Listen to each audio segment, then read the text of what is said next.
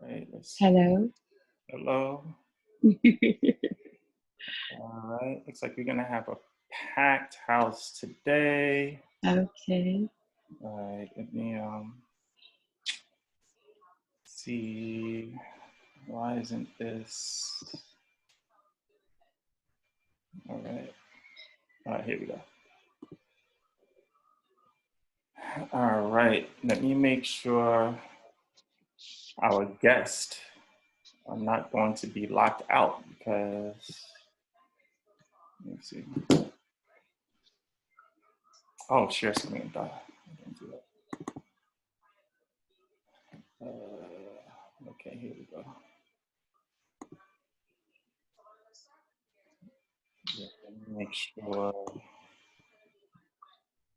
that Bayyinah and everybody logs on before. But the Quasi was good.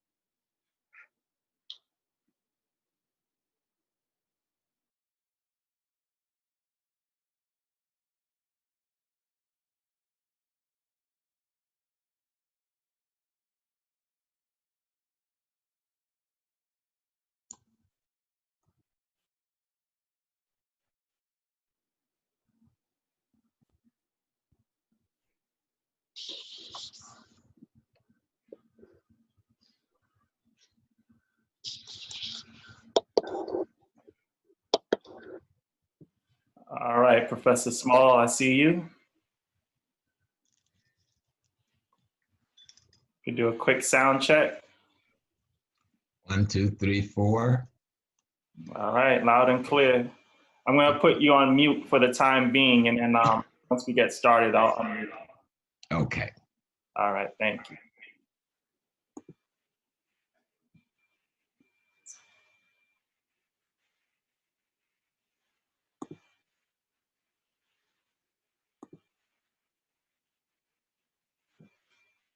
Who is Nima? Is Nima there? Yes, I'm here. Oh, You hear okay, me? I keep trying to mute. Nema? Uh-huh. Okay, I keep trying to mute you, and then your sound comes back on. Oh, okay. Let me, Okay.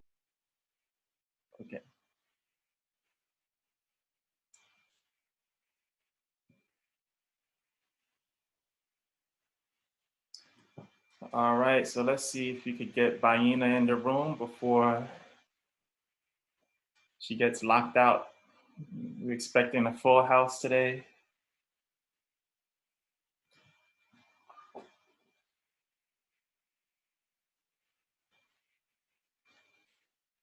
If you guys know Professor Bello, there's always a last minute something happens and she has to run out and run back in. So hopefully she is near her computer. Okay, here we go. She just texted me back.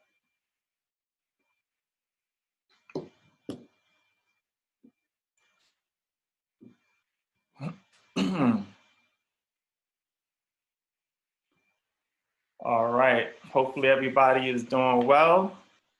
We're gonna get started in just a few moments. We have a great presentation for you guys this afternoon. Thank you all for registering. Thank you all who RSVP'd. Thank you all who donated. This is going to be an awesome event. You know, we're adapting. We're trying to adapt the best way we can in these times and still get the necessary knowledge and wisdom that we seek. So, you know, I'm doing my best to provide that to the greater knowledge-seeking community, including myself.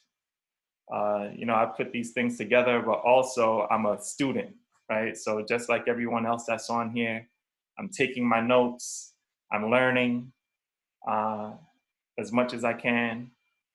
And who better to learn from these two, you know, esteemed scholars, Professor Bello, Professor Small. I'm a YouTube student of both of them, right? So I'm looking forward to this afternoon session. And also everyone, if you have to leave early or whatever, everyone that registered will get the link to this program. It will be recorded. So you could reference other things if you want to go back. Also, if you have any questions, sometimes Professor Bello likes to answer questions during the session. But if you do have any questions, we're going to try to hold it off to the end so we can have a nice Q&A session. So we're going to try to go through the session. And also, hey, there goes. Oh, we got a wardrobe change. Very nice. All right, so so we're gonna try to do a Q&A session towards the end, and so that everyone could get their questions answered. If you look on your Zoom application, there should be a button where you could raise your hand, like a raised hand button, and that way it'll pop up on my side that I can choose you to answer the questions. And you know, it puts you in line if you have a question to ask. So you could do that throughout the session, but more towards the end. So that way we can have a little bit of order, and also that everyone could get their questions answered. That'll be great. So let's see, it's 1 p.m. So I'm a firm believer in starting things on time. We have our two scholars here to join us. And let me go ahead and get us going. All right. I'm not sure if all of us have things to do, but I know we're all home probably at this time. But okay, real quick, my name is Franz Derenoncourt Jr. I'm the publisher for Thoroughbred Books. I publish books. I also write books. You may have seen my stuff around. I write books on IET. And for those who are just coming on, just please try to mute yourselves. I'll be going through to unmute folks. Professor Small, I just unmuted you, but I'll introduce you in shortly. All right, looks like our room already reached capacity. So let's go ahead and get started. My name is Franz Derenoncourt Jr. I put this together for our greater knowledge-seeking community, and looking forward to today's session. As you know, Professor Bello and I have a relationship. The last book that I published was written by Professor Bayyinah Bello, Sheroes of the Haitian Revolution. And we have gone on tour all around the country for the past few months. In fact, a couple of weeks ago, I believe we did a virtual book tour right here on Zoom. So we've been having a great time. And we're always talking with each other, brainstorming with each other on how we can, the main purpose of our relationship is how can we get the word out to as many people as possible, right? That's our relationship. And so I'm, kind of getting familiar with these online programs, webinar programs. So I mentioned, why don't we do, a friend of mine, Dave, and I did a 4 or 5 part series, Haitian History 101, on Zoom a couple of weeks ago that went very well. So I realized that this was a powerful platform for us to still disseminate information. So I asked Professor Bello if she would be interested in doing something, and she said, sure. She hardly tells me no, by the way. So that's one of the reasons I love her so much. But so we put together a virtual Sheroes book tour program that went over very well.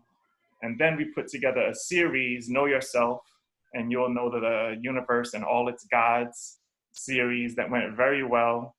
And we said, hey, why not bring some other folks on board where we could share some information? So then we came up with Bayyinah and Friends, where it's going to be a series where, whenever, it's not going to be scheduled like every week, but whenever we get a special guest that would like to join us, then, we'll invite them on and, they'll have a conversation on a specific topic. Today's topic is going to be centered around Black spirituality. So we called up, I've seen Professor Bello with a picture with Professor Small, Professor James Small. And I asked her if she would be interested in inviting him on to have a little webinar conversation. And she said, I'll give him a call and see what he says. And lo and behold, here we are today. So it's my pleasure to introduce these 2 pillars of our community. I've been a long fan of Professor Bello, and I'm a new fan. I'll be honest, I haven't looked into a lot of Professor Small's teachings, but I have for the past few days, and it's phenomenal, the information that Professor Small puts out, the knowledge, the wisdom that he's gained over his years of research. So I'm very excited today to introduce to everyone online today, Professor Bayyinah Bello and Professor James Small. Are you guys there? Yes, we are. We are present. All and right. I say welcome to all of you at Fondation Félicité. I really wanted to start in the yard because I know a lot of you are locked in, and I wanted to give you some breathers, but it's not working out that way because 100 people, from what I understand, are already in, so I couldn't get a second way to be in. So my guest, as Franz already told us, my guest is Professor James Small. We probably have worked together for a little over 30 years, on and off. He has, this is someone who has come to Haiti. I remember the first time I invited him for Jean-Jacques Dessalines' birthday. I had a dream, and Dessalines says he wanted professors from outside the country to come in. And I can't even handle, I didn't have the means, the financial means to do a little party for him right here in Haiti. And now he's asking for people to come from abroad. So I took my courage and called Professor Small and says, of course I'll come. For Dessalines? Yeah, I said, yeah, but Fondation does not have any money to pay for your hotel, to pay for tickets. I said, what? For Dessalines, I can do that. I get my own ticket, I get my own place, and I'll be there. And sure enough, Professor Small and Professor Jeffries came to celebrate the birthday of Jean-Jacques Dessalines right here in Haiti. Spent a week with us celebrating. So I am and will be forever grateful to Professor James Small for doing this for us. But before we go any further, let us take a minute to do the most important thing that we do and don't think about it. Breathe. Let's take a few deep breaths. Breathe in through your nose, through your nostrils, and out through your mouth. And do it slowly. And make sure you fill your lungs with good oxygen as you do this. So let's do 3 together. Let's go. Take in.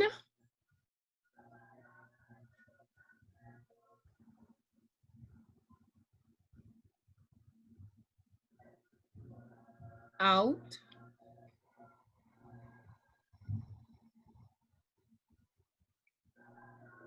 In.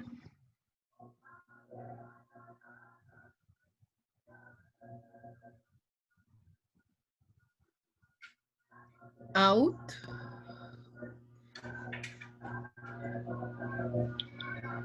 In.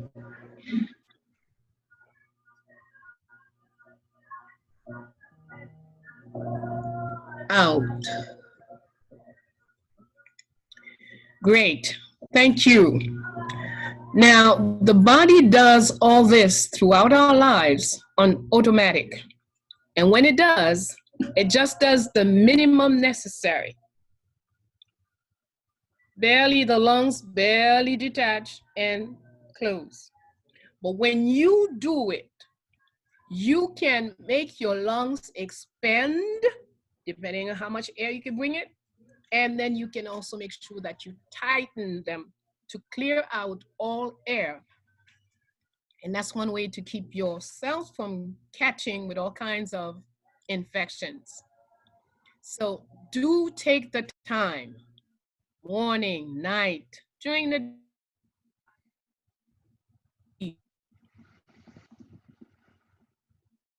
first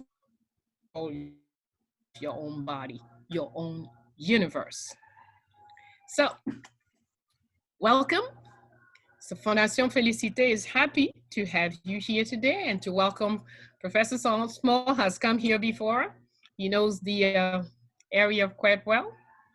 And we are going to talk about spirituality, certainly, but we want to stay on a particular spiritual divinity.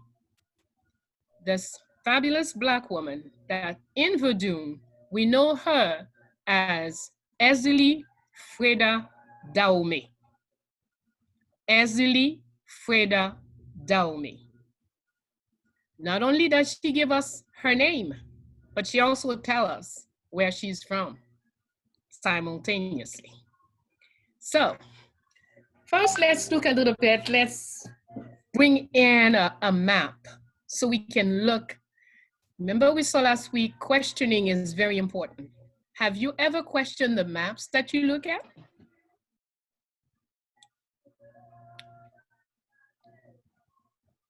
The maps that we look at. All right, now this is the eye of Ra. And that's important too. But let's look at that map. I don't know how well you can see, but if you can zoom in so you can look pretty closely, I will say, what's the word? What would you say? One person tell us, what's that? How would you react to this map as you look at it? Firsthand, first reaction. Upside down. All right, that's the word. Upside down is the way that anybody who looks at it will react. But in fact, it's not upside down.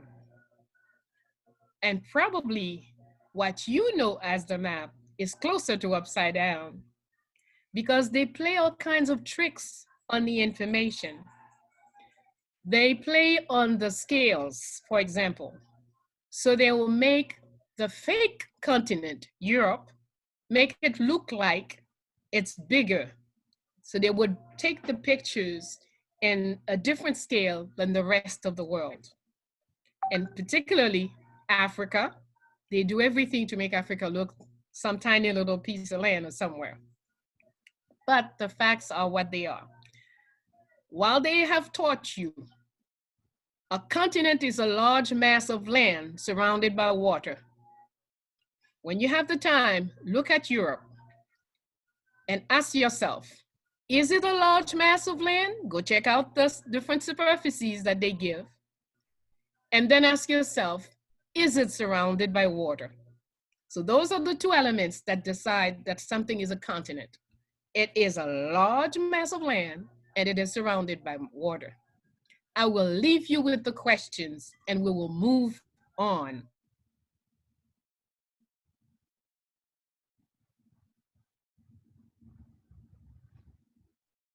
We meet, you will tell me what you've seen, about what you've discovered, about the maps that we've been using all along.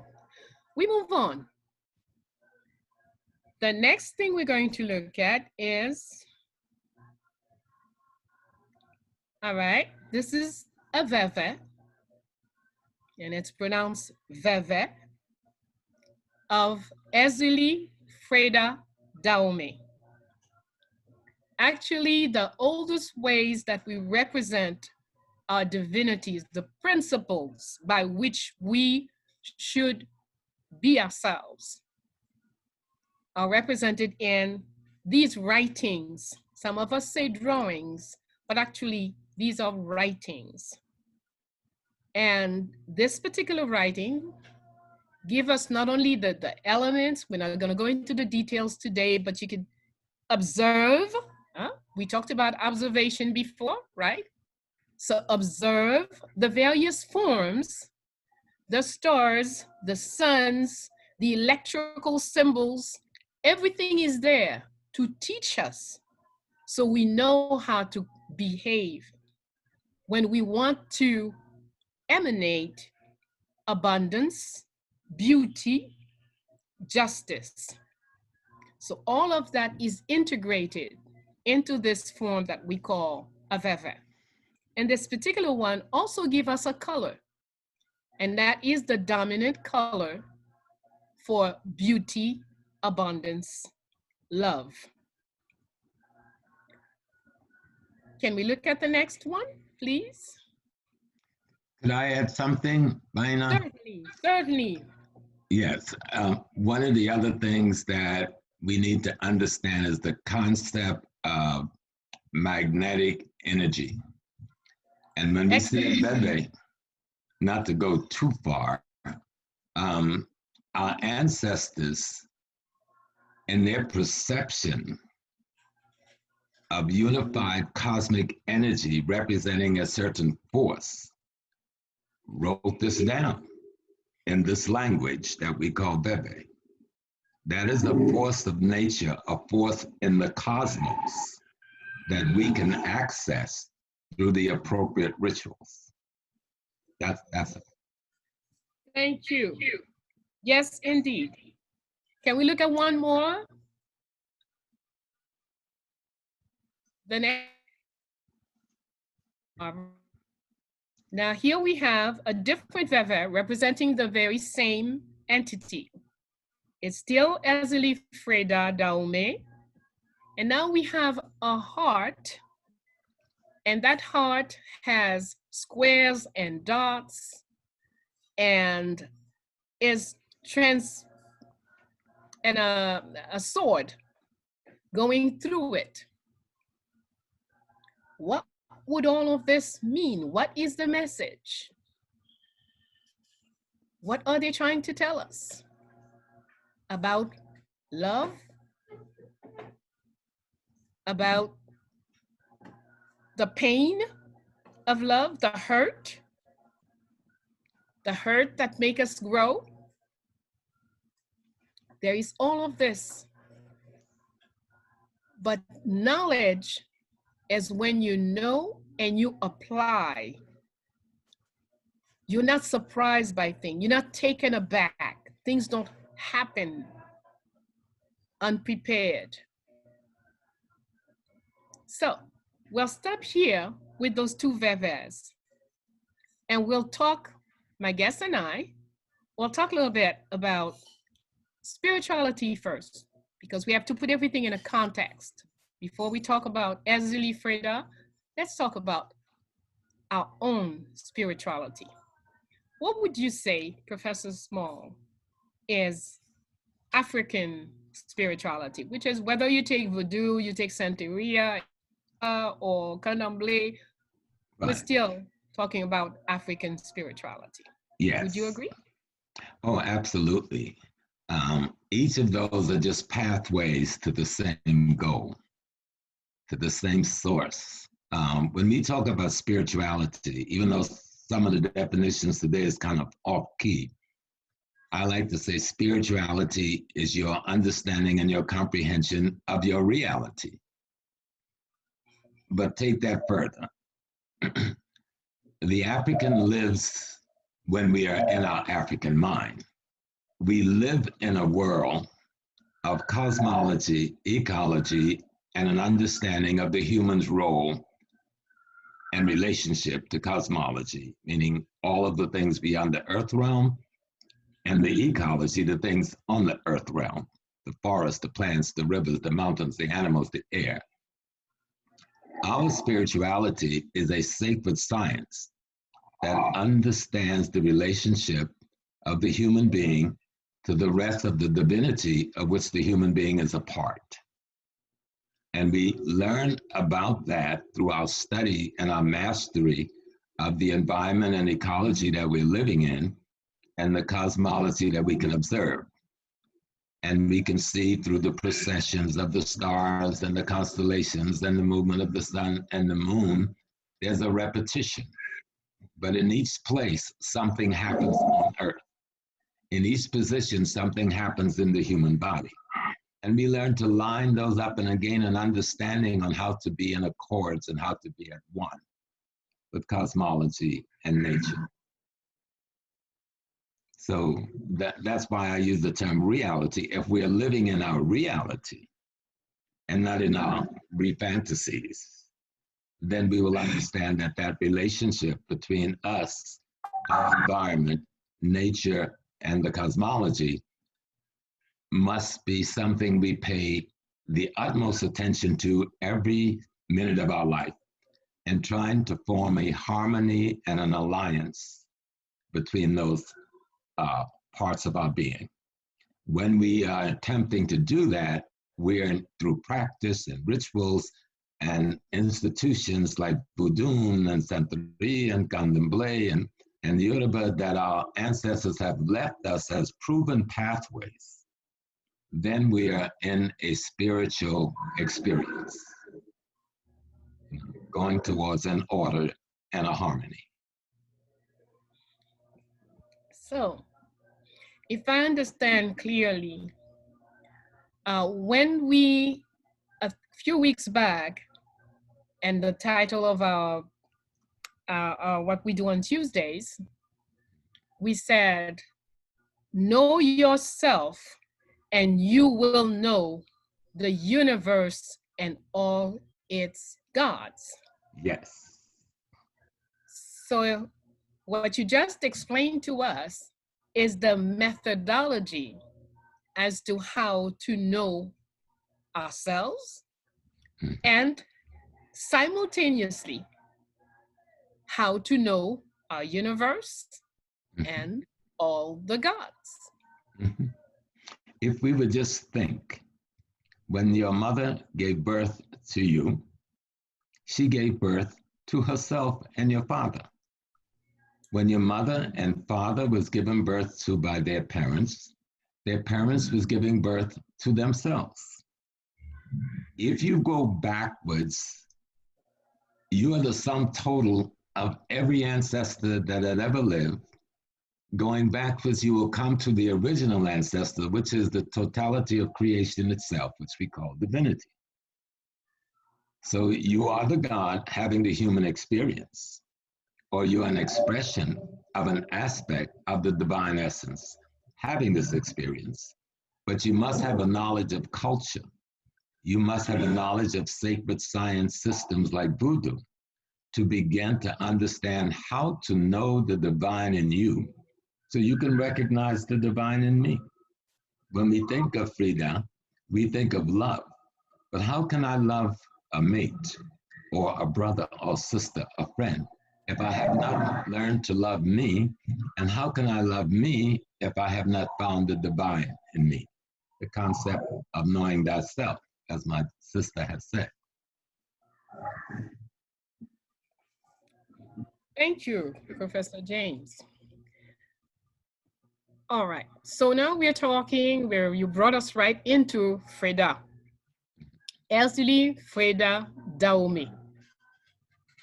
When we hear this name, do we have any doubt as to where she's from?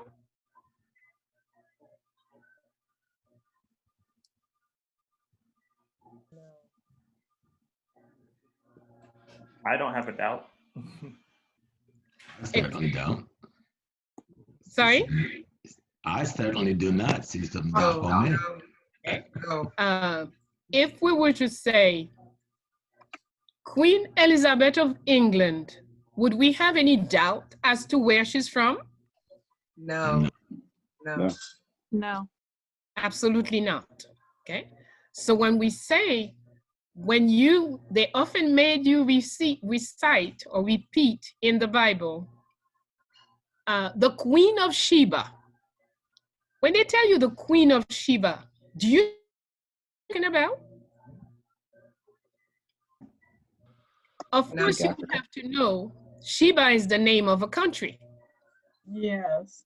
So if So they she's tell from us somebody is the Queen of Sheba, they have omitted to tell us their name. Because if we're talking about queens in Haiti, we would say Marie-Louise of Haiti.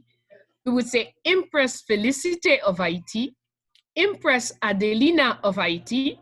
Then we would be clear as to which empress and in which country. See, but these are tricks that they play when they seem to give you an information, but then in fact, they withhold it. And when you don't question things, those things go back and you don't see anything. You go about in la la world, the world of illusion. You go away from your reality when you are just repeating what people say. When you don't question every piece of information that you come across. Very important. So when we look at Elsie Freda Dahomey, generally represented, when not in a veve, she's represented in beautiful garments and lots of jewelry on her, crown. So we see the wealth, the physical wealth, but we have to know that in our perception of the world, physical wealth of itself is nothing if it does not emanate from spiritual wealth, if it does not emanate from psychological wealth, if it does not emanate from the heart. And the heart is the most important organ, not just organ, the most important tool we have to work with. Much more powerful than the brain. The brain is just a calculator, but the heart has a global view. All cosmic information will come from the heart. So when we have this veve representing Ezeli Freda Daume, then we start to understand when they're talking about beauty, when they're talking about love, when they're talking about abundance, they're not talking about things, materiality. The material has value for us only if it emanates from a deeper. For example, if I were to say that this year, even though right now I don't have 500 gourds, I have no money in my hand, but that I will purchase a $5 million house before the year is out. It's not the house that's important. What's important is that I have the abundance of the ability to, without anything in my hand, without any logical explanation to say that I could do this, but I have the spiritual power to materialize that house. Do you understand?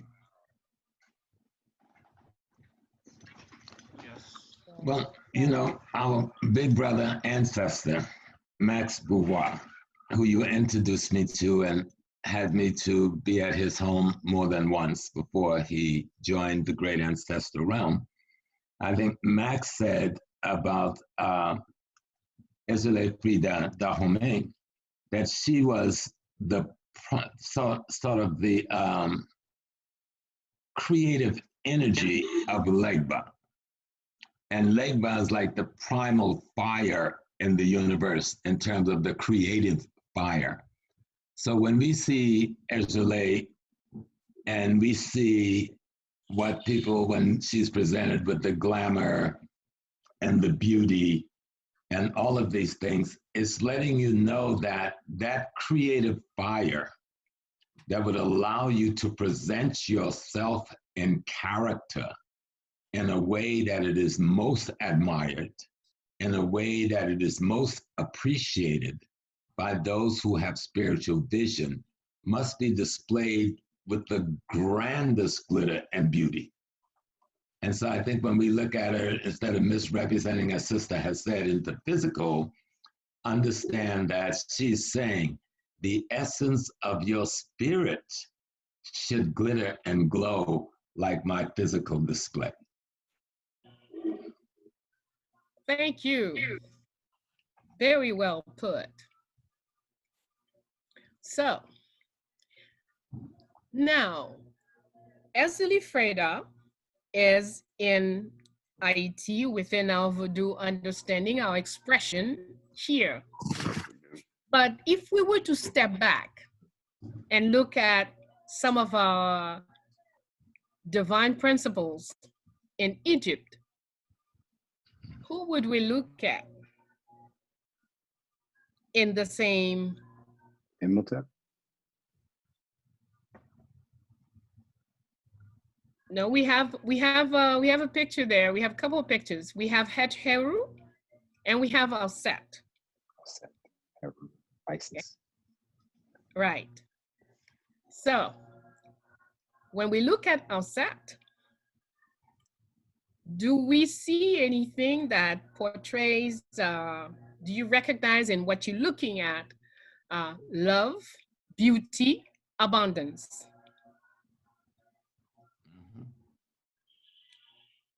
Yeah. All of the qualities that we give to our mother, Ezeli Freda Dahomey, are the same qualities we see in Set. Exactly. And so again, we see the African ancient wisdom system and our sacred science has not gone anywhere, did not die from conquest, but our people have carried it all over the world and especially Haiti.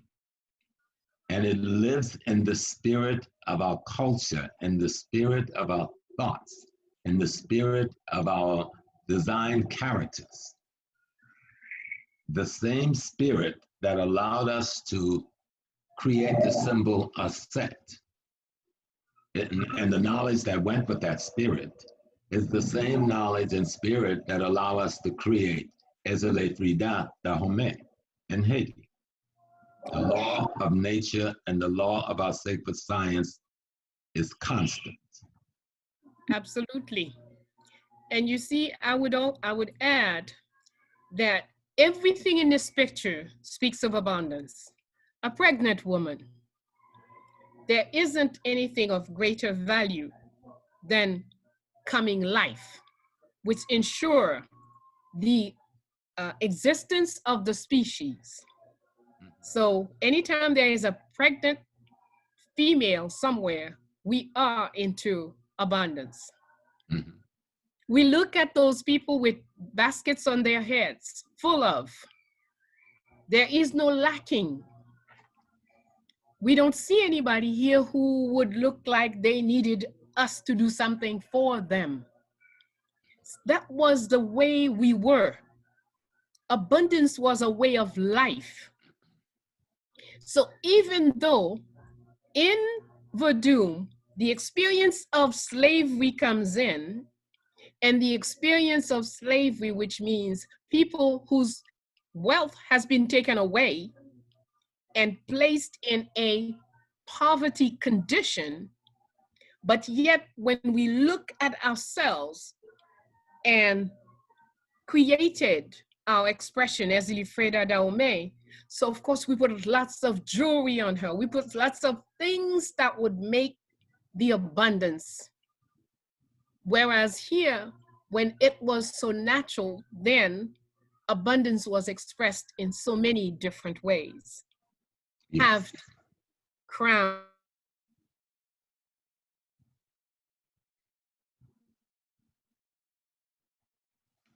You know, and as we can see on the head of Aset is the throne on earth that is symbolic of the throne in the heavenly cosmos. And it is saying that when you understand that abundance is your essence, you become the throne upon which all things high sits. That's a very powerful expression. And Yes. today, our beloved goddess is eternal. We have her in every culture. Mm-hmm. Haiti, because it struck a blow for freedom in a way no other community in the world did, allowed herself to retain and protect this sacred science in a way no other community has, or very few have been able to do. And so we can learn so much from studying the Loas of Haiti, and especially this mother, you know, because when you see the woman and Aset nursing the child, that the female essence is having given life, it now nurtures life as a part of the abundance that she represents. So we have been so blessed that Haiti has so preserved under all kinds of attack this sacred science system called voodoo. And Yes. we can't be destroyed because they've tried everything. And here Yes, we are. indeed. And they continue to try. But victory is ours. The only way you fail is when you forget that victory is yours. When you stop to believe in victory, then you will stop to fight, then you will lose. But it only be an individual lost. The collective will continue and will see those who will stay strong in the fight will see the victory. And a great part of this and understanding the lowers or getting to know them again if you didn't learn, if you were forced away as children into Christianity and other things. Turn to your ancestors. Turn to your elders and then to your ancestors. When you turn to your ancestors, you wake up the essence of them that is within you, your DNA. You remember I said mom gave birth to herself and your father. Your grannies gave birth to themselves and your father when they gave birth to them. So all of that memory is contained in you. All of the memory of voodoo is in you. Absolutely. You've got to trigger that memory through a study of our sacred science and through referencing your ancestors so they can open up that memory and make you begin to imagine again. You know. Yes, indeed. So we see that she's not sitting on the throne, but she wears the throne on her head. Only us can have this creative way of looking at things because the matter is never priority in everything that we do. Matter is like when we feel like having fun, we make something happen. We create something, we materialize our thought. But spiritual people live with knowledge, knowledge, knowledge, knowing, and we have the saying in IT, knowing is doing. If you know it, then you can do it. But I don't have to continuously be creating one matter after the other. Oh no, this one is 3 months old, it's too old, we need a new one. No, we need to just do what is necessary, and we must protect everything that the earth possesses. So we're not about use it up, burn it up. So matter has its place, but it's not dominant in anything that we do. And so another little piece on that, you know, we are matter and we are energy. And we call that energy that we are spirit. It dictates the matter necessity in order to live in this environment. And when the matter gets broken or injured or worn out and we can no longer keep the electrical energy field functional in that institution, we have to shed it. We call that dying. But you don't die. The house that you prepared for yourself that is now of no use must go. The Yoruba have a word called aloha, that we come and we go. And that when we go, we come back, we are given birth to by someone in our family. That energy is given birth to again and again and again. It keeps giving birth to itself. And so when we are clear on this, the fear of death that they tout over our heads all the time with their fancy guns and bombs will not interfere with who we are and what we have to do. And I think it was Zora Neale Hurston, an anthropologist from Florida, said, to be there, you've got to go there. But to go there, you've got to know there. Yes, and that's where it comes to studying history, studying our culture, studying our elders, learning from the stories of our ancestors so that we can be there, having gone there because we know there. You know, history will remain. I think Dr. Nobles, your friend, Sister Bayyinah, said, yes, History will erase the mystery. You know, That's right. learn your history and you will erase the Europeans' mystery and you'll see your way clear. Yes, with knowledge of history, you can see clear. And you know, the Maya people said, if you know 100 years of history, you can predict 100 years ahead. If you know 5,000 years of history, you can predict 5,000 years ahead. So, knowledge of the past is power to plan good future. But if you just... Go ahead, sis. I'm sorry. Go ahead, sir. You know, one of the questions people ask us a lot, if we got all of this, if we know all of this, why are we in the situation we're in? And I always ask the person who asked the question, do you possess this that you're talking about? Or do you possess something of your enemy to guide your path? Yes, we're in the situation we have, knowing that we have all of this, but we're not in possession of it. We don't want it. We're afraid of it. We've been turned away from it. Reach out and show the love for your ancestors. Show the love for the deities and the loas and the forces of nature and the forces of cosmology that gave birth to you in the first place. You can't have your hands filled with the religion of your enemy. You can't have your mind filled with the philosophy of your enemy and ask why you're in trouble. You're in trouble in the wrong house. Come back to your house. Come back to the house of voodoo. And, you know, a lot of times, could I give my definition of voodoo as I learned it through the language of the airways of Togo, a place that you once lived and taught. And the word means the essence of the divine, the essence of God itself. So when they want to say the essence of God in the human, they say voodoo gazi.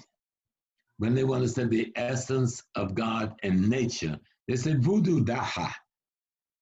And yet our enemy tried to take our most sacred word, the word we use to describe the essence of God, and profane it. And then in our fear and intimidation, we then try to profane the very word that would enlighten your spirit so that you can visualize the divine in yourself.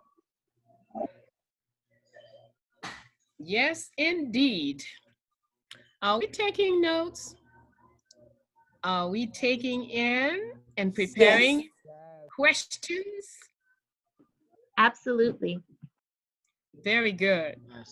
I knew Brother James would bring in the stuff we need. No, I'm sorry, let me correct myself. I was certain General James Small would bring in the weapons you need to defend yourselves today. The Empress have given me a higher rank, so I accept being a general. So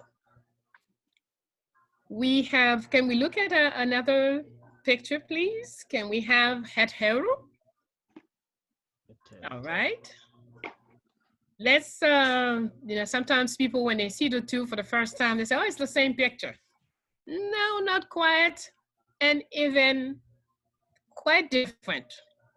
Let's look at some of the facts here, some of the elements. What's on her head?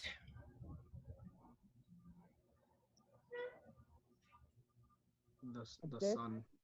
It looks like an egg almost. Mm-hmm.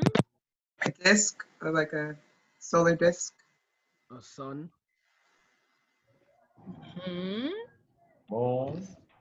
It's the solar disk, and you know the cow in ancient Kemet was one of the most sacred of all of the symbols they used to represent Ra itself. And you know, they use a cow with the beautiful horns. Right, So right. see both Amen and Ra being presented as a part of the spirit of this divine goddess. who, if you see all the things around it, has to do with music and dancing and beauty and love. The other aspects of Ezele Frida Dahomey. Absolutely. Okay. So she represents a combination of both of these great goddesses out of the Neteru. So we see another difference is that everything, every element that is here, all the adults anyway, the adult females, all the adults are female. So it's telling us something about music, about dancing, about culture, all these elements that are vital for us to learn easily, to access knowledge, comprehension. Okay, so the female entity in life is vital for transmission of knowledge. Absolutely.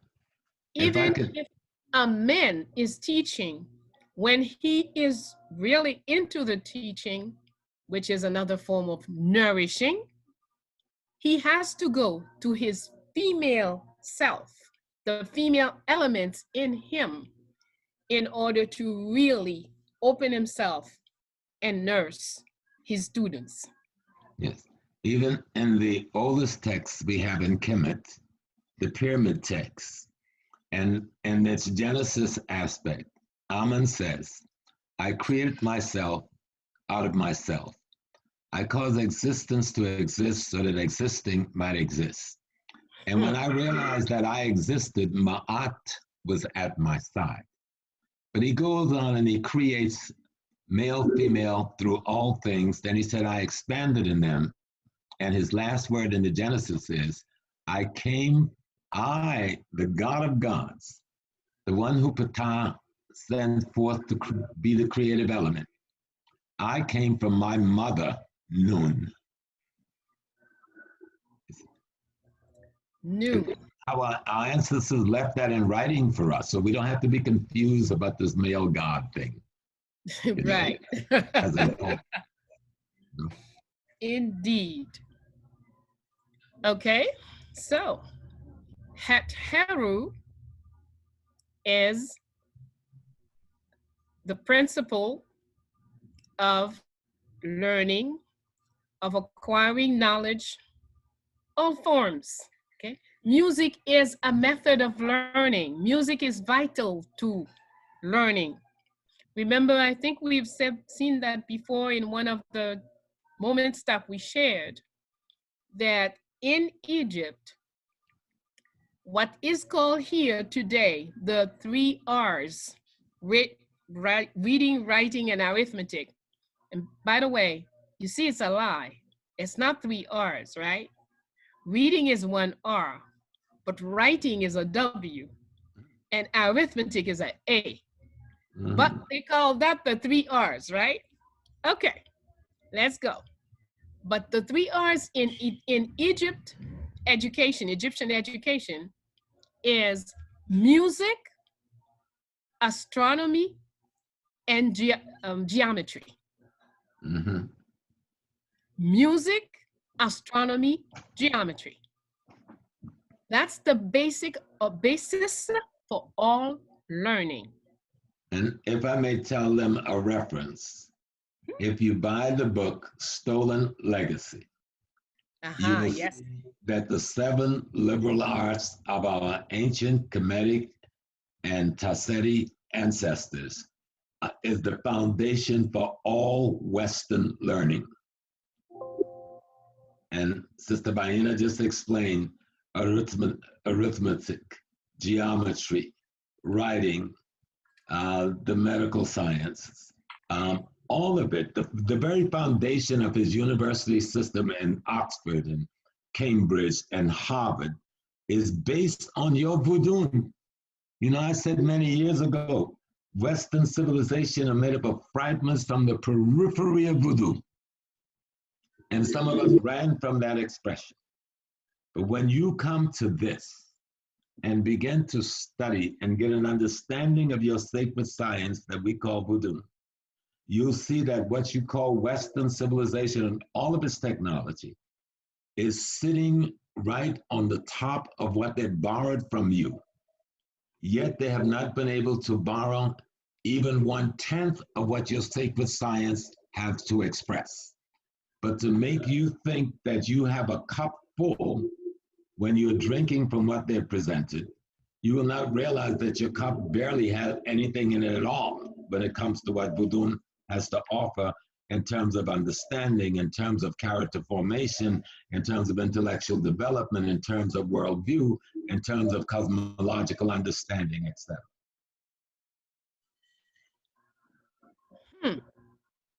Put that in your pipes.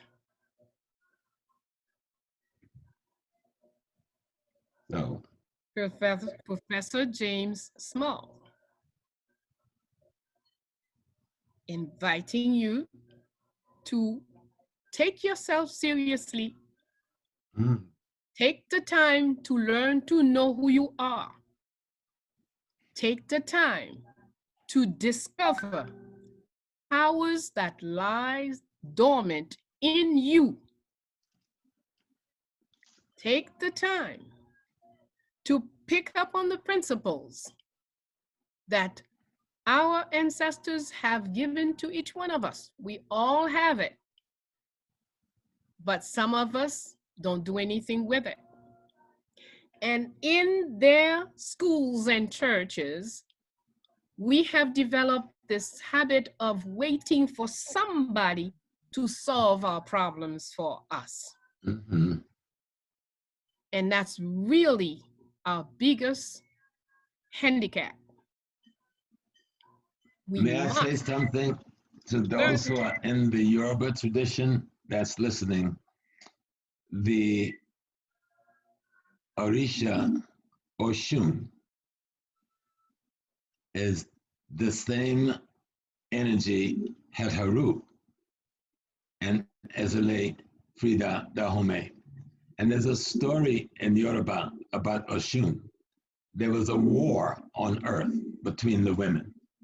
And so Oludumare, the god, sent the elders, but the women just whip up on the elders. They rush back to Arun, to heaven. And they say, oh, Oludumare, this is too much. We can't handle those women. You have to go. And he says, oh no, I'll send Obatala and the senior Orishas. They came to earth and they tried to take on the women, but the women made light of them and they all ran back to heaven and asked Oludumare to please, you should go. And then Oshun came into the village singing and dancing, dressed beautifully, playing her musical instruments, playing her drum, smelling good from her perfume. And she says, oh, Oludumare, let me, Oshun, go. Oh, everybody laughed at her. The elders laughed. The senior Orishas laughed. So Oshun, go do your dancing, play your music.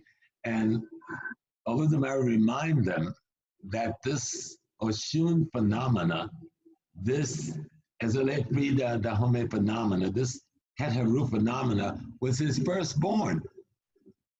Even before he, anyone else. And he says, I will send you. So Oshun comes to earth. She hears the war and the disorder and the confusion, and she starts dancing. And she starts singing. And she starts playing her musical instruments. And her perfume gave off this beautiful aroma. And the women stopped to smell the aroma, to listen to the harmony, to listen to the rhythm, to listen to the balance. And then they started dancing, and they started playing their instruments, and they started singing. And the war was over because she brought harmony and balance to the chaos. And peace reigned again on earth. That's the spirit of Ezele Frida Dahome. Absolutely. Yes, indeed. So, you understand maybe a little bit more why in our different countries, our various cultures, singing and dancing is so important. And how come singing and dancing are not part of our schooling?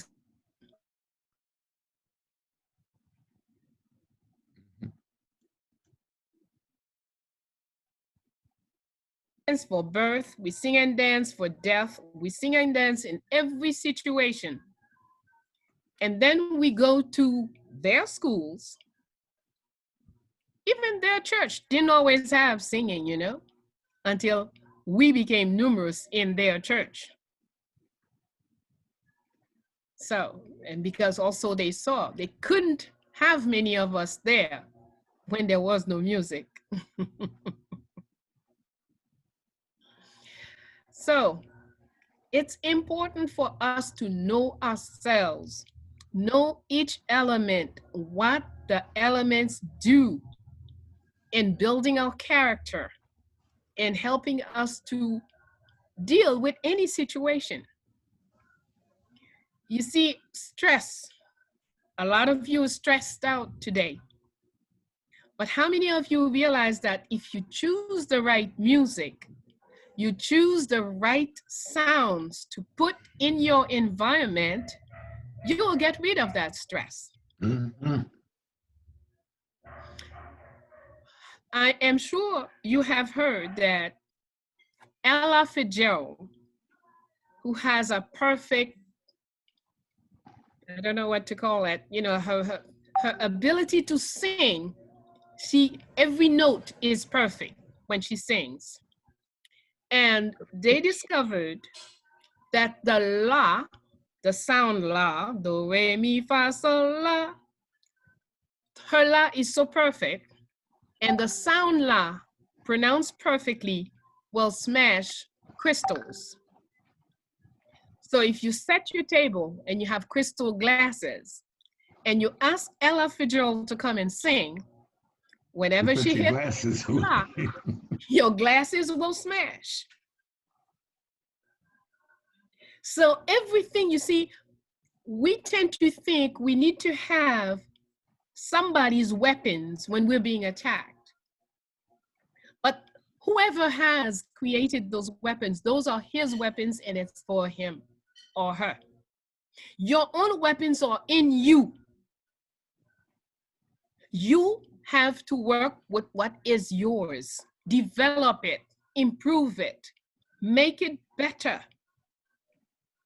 So maybe there is a musician out there who has the sound we need to clear out the situation for all of us to be out during the month of May. How many of us are thinking about it? Mm-hmm. How many of us are looking for solutions within our own realm?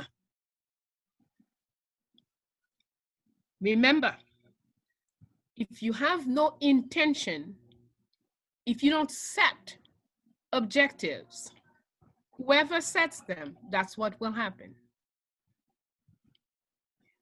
You're sitting and you're complaining. Oh, we're locked in here. But how many of you decide, I want to be out by such and such date? I'm working at making the atmosphere right for us to go, to step out. You have that power. Use it. If you're a drummer, there is probably a drum sound to clear things away. If There you're a is. singer, there is the right tunes that will clear this thing out.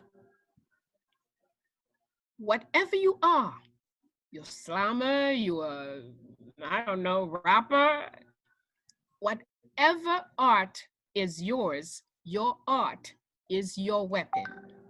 Yes. Use it. Yes. And they, my sister, they know that this is our power, one of our powers, one of our lowers. Our music is a lower itself. Starting in the 1970s, they used their technology. You know, certain pitches are called octaves. They use their technology to take 2 and 3 octaves out of the CD sound that we're recording, because they understood if they remove those octaves, We'll hear the music, but we'll not feel the music. And so I like to listen to music pre-1975.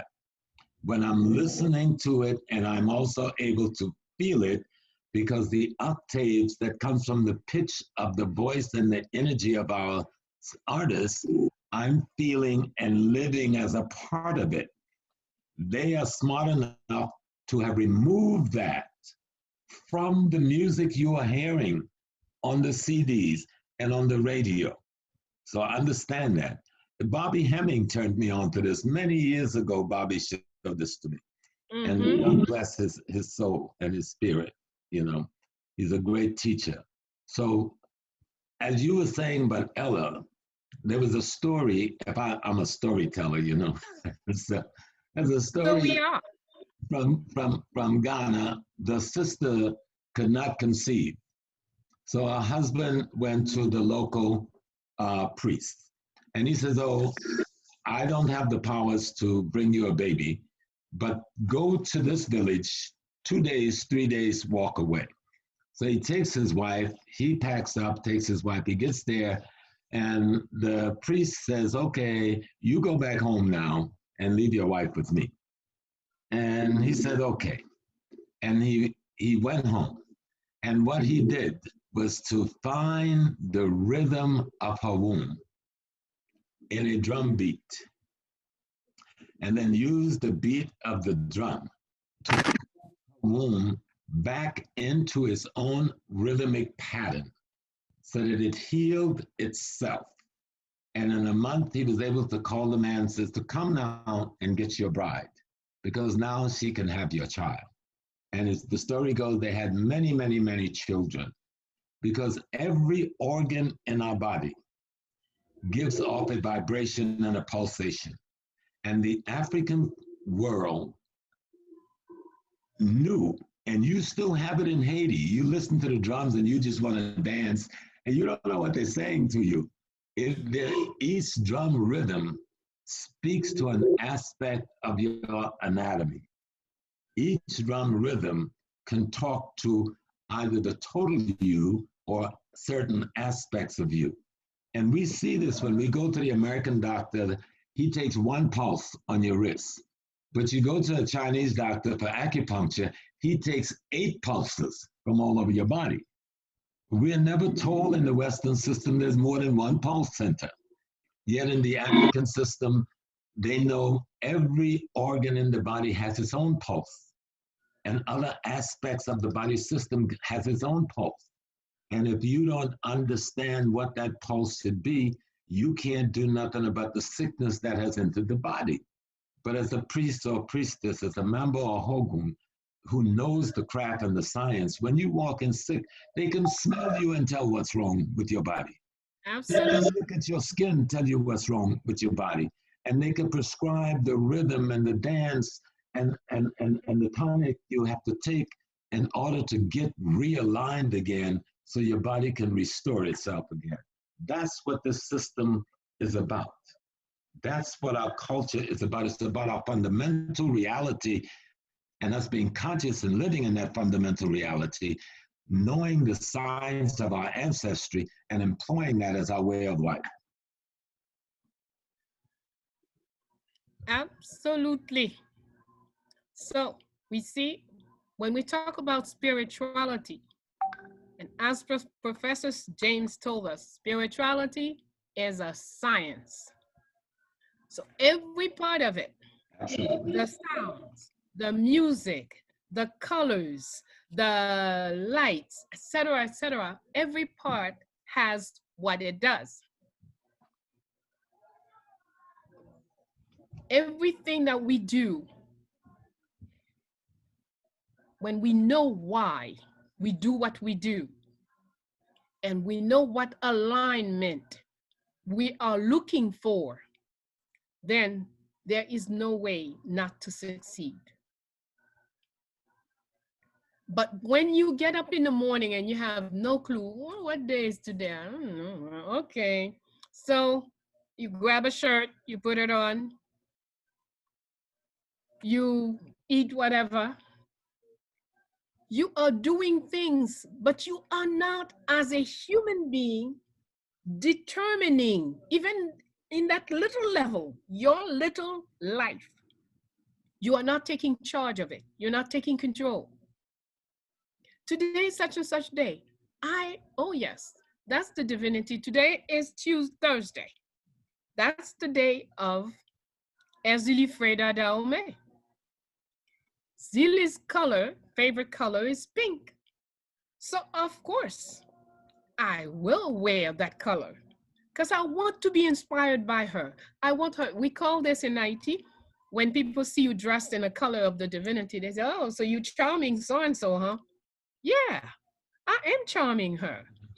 I want to have the knowledge that she has. I want to have the power that is hers. I want to, because knowledge is power.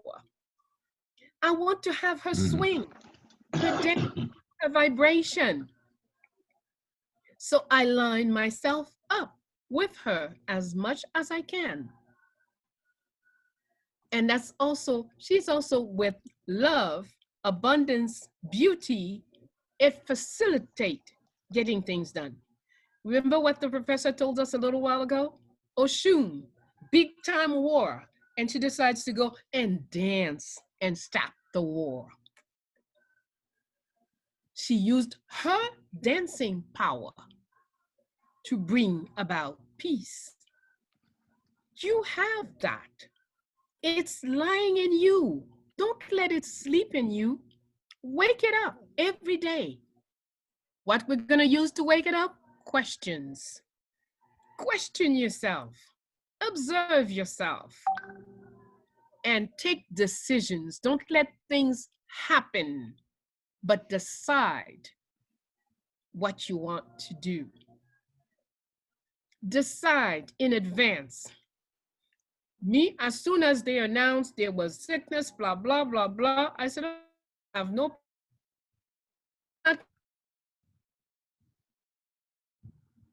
Well, Slow down a little. And we got to help her frequency. Let's loan our energy to the frequency coming out of Haiti. You've got the energy in you. Now practice now, see if we can loan our energy. So Sister Bayyinah, when she goes too fast, because she can go faster, it's too fast for the system. So she can slow down a little so we don't miss any of her words. But we can loan through thought our electromagnetic energy to her system there in Haiti. Try it. You may be shocked that'll work. I'm sorry, sis. That's good, brother. That's why we're together today. So we can support each other, help each other, improve on each other, but always with our intent is to transmit to you, our children, the maximum that we can. So we make you stronger. We make you more able to fight, because we are in a war. Whether you use a flower, music, a dagger, or a sword, you still in a war. You have to be aware of it. You have to have all your weapons, whether it's garlic and purple onions. That's a very necessary weapon these days. Lemon, sour orange. These are weapons that you need today. Ginger.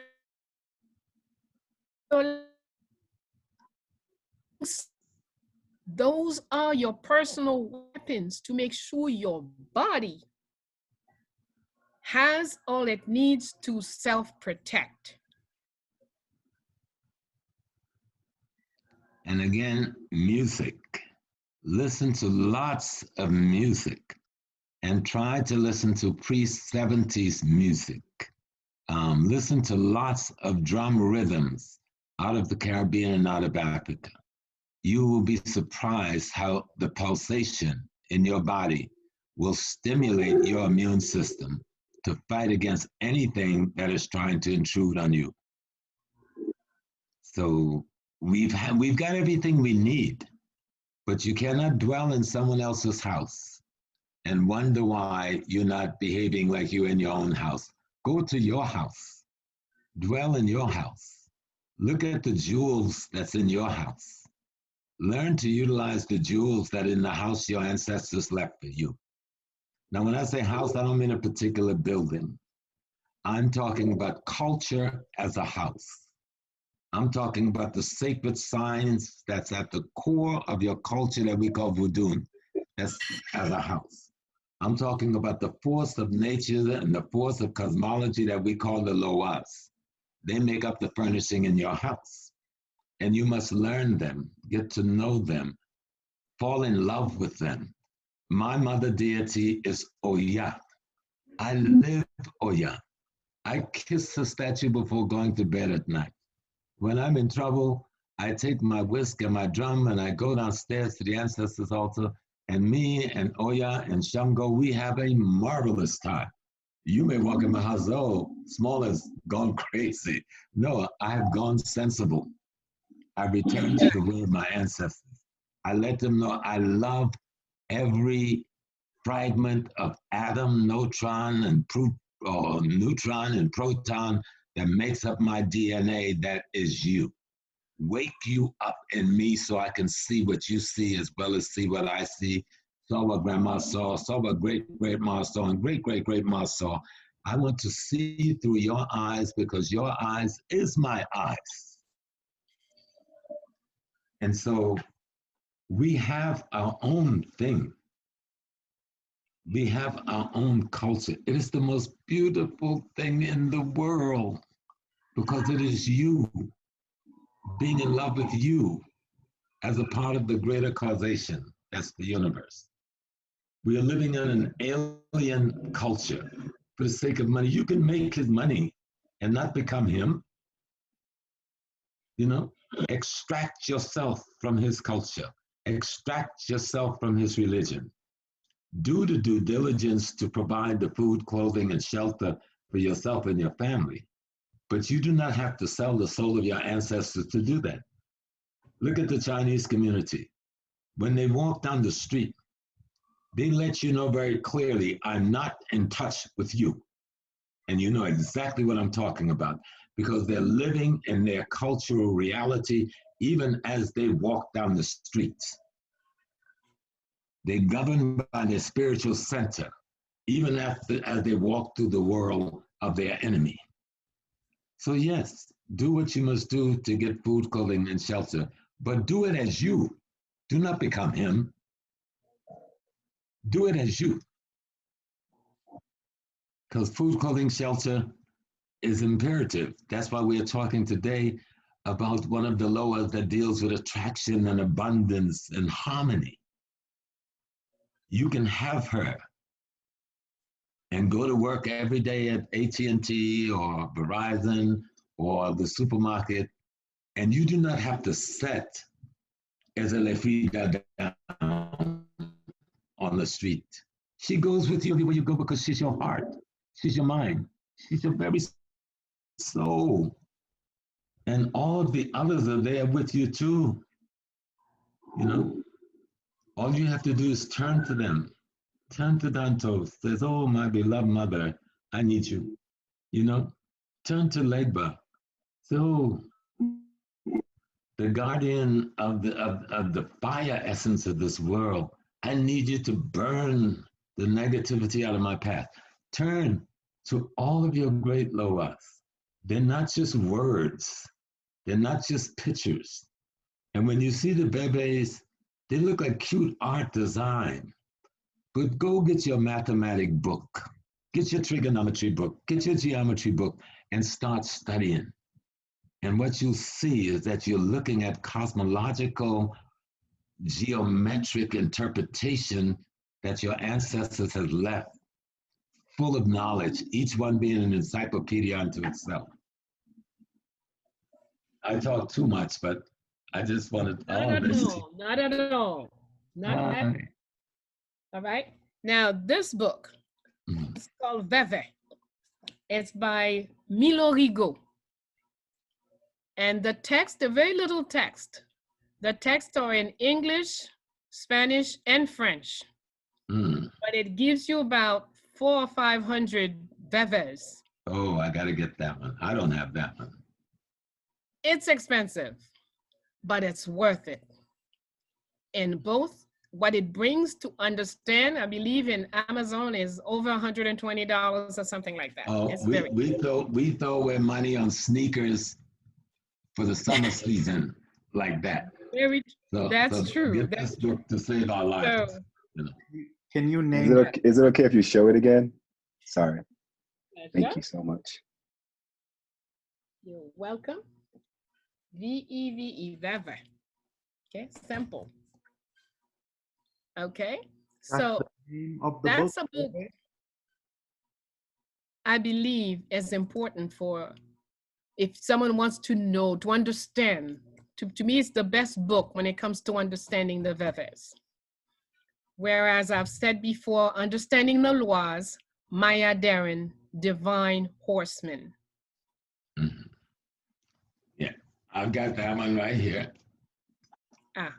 All right. Let me pull it back a little bit. Mm-hmm. Now you see me and my sister, she's my junior sister, but she's my senior teacher. We do have the same thought pattern. Very good. All right. I believe we could probably start with questions. Okay, everybody, here's how we're going to do the questions, all right? Raise your hand in there should be a raise hand icon.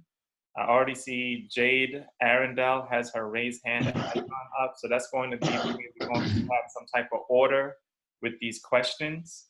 And then that way I can go into participant screen and I can choose the person who has their question, all right? So I'm not exactly sure, but if you're on your phone, there should be like the 3 little lines. You could tap it and then they'll say raise hand, and that will pull up on my side where I can choose the questions, all right? Okay, so let's start with Jade Arundel. Jade Arundel. Yes, good afternoon. Thank you all so much, Professor Small and Mom Bayyinah Bello. I have a question about the male-female relationship. So given that our ancient culture and cosmology supports, you know, the energy, the combining of the male and the female, I wanted to know what you all's response was to this modern day redefining of gender and sexuality. And do you think that it's compatible or incompatible with our ancient cosmology and worldview? My answer is quick and short. My ancestors only knew 2 sexes, male, female, period. And that's what I know. Thank you. I concur, by the way. Okay, let me take that further. Agreeing with my big sister, our ancestors know 2 sexes, 2 genders, and unless they come together as opposite, life ends. And our culture is a life perpetuation. And so there are even Odus in Yoruba that explains this as our reality. So, but I want to say something because the male-female relationship issue comes up quite often. And with a lot of my students that I deal with on a daily basis and one-to-one, there's always the crises. And so part of the spirit of the Loa, Ezele Frida Dahomey, is this notion of attraction, harmony, and abundance. And so we are confusing attraction with love. Attraction simply opens the door and lets you pay attention to a possibility of a mate.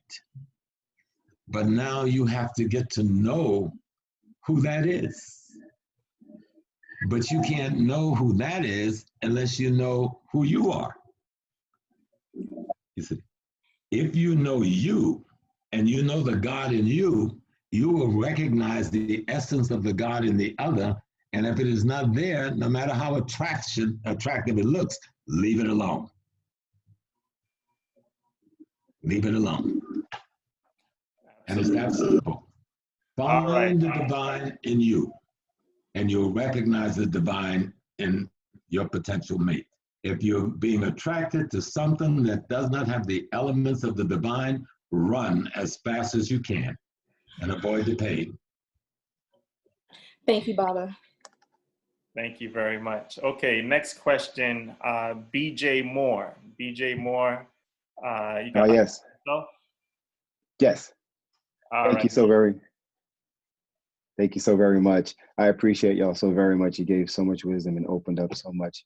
And you know, I'm an artist and a musician and a songwriter. I've traveled the world for years, writing and collaborating with folks, and it brought me to this path. Literally, what you said earlier, music actually brought me to this path. I was raised in a Christian church. My grandfather was a bishop. You know, it was very serious. And me following and listening to the Spirit in general, that's what pulled me out and made me see just what it was connected to. And I saw the constructs of Christianity through all of that. So now getting here to this point, I'm just thankful, first of all. So that's that, sorry. So now the question, so from this point on, there's, like you mentioned, Vodun. And I believe, and a little while back, it also brought me to Kemet. So I've been reading books recently from a brother named Anthony Browder and a couple of other brothers. I went out to Washington to a couple of talks that he had, and I just seek the information and the knowledge. I'm trying to understand. So is Kemet the first, before Vodun, was Kemet the first religion, I don't know, belief system that we had before going into this? And if so, and if not, where do we go from this point on? Like, what type of information? I wrote down the books and typed in a lot of notes already that I'm going to check out. But what would you suggest as far as information is concerned and communities are concerned to kind of go from this point? May I try my hand first, sister? Oh, please. Yes. Thank you. First, we don't have religions. We have a sacred science. The sacred science of Vodun is the same sacred science of Kemet. Kemet was not the first. We had communities called Tasseti and other great civilizations down in Zimbabwe and South Africa, tens of thousands of years before Kemet.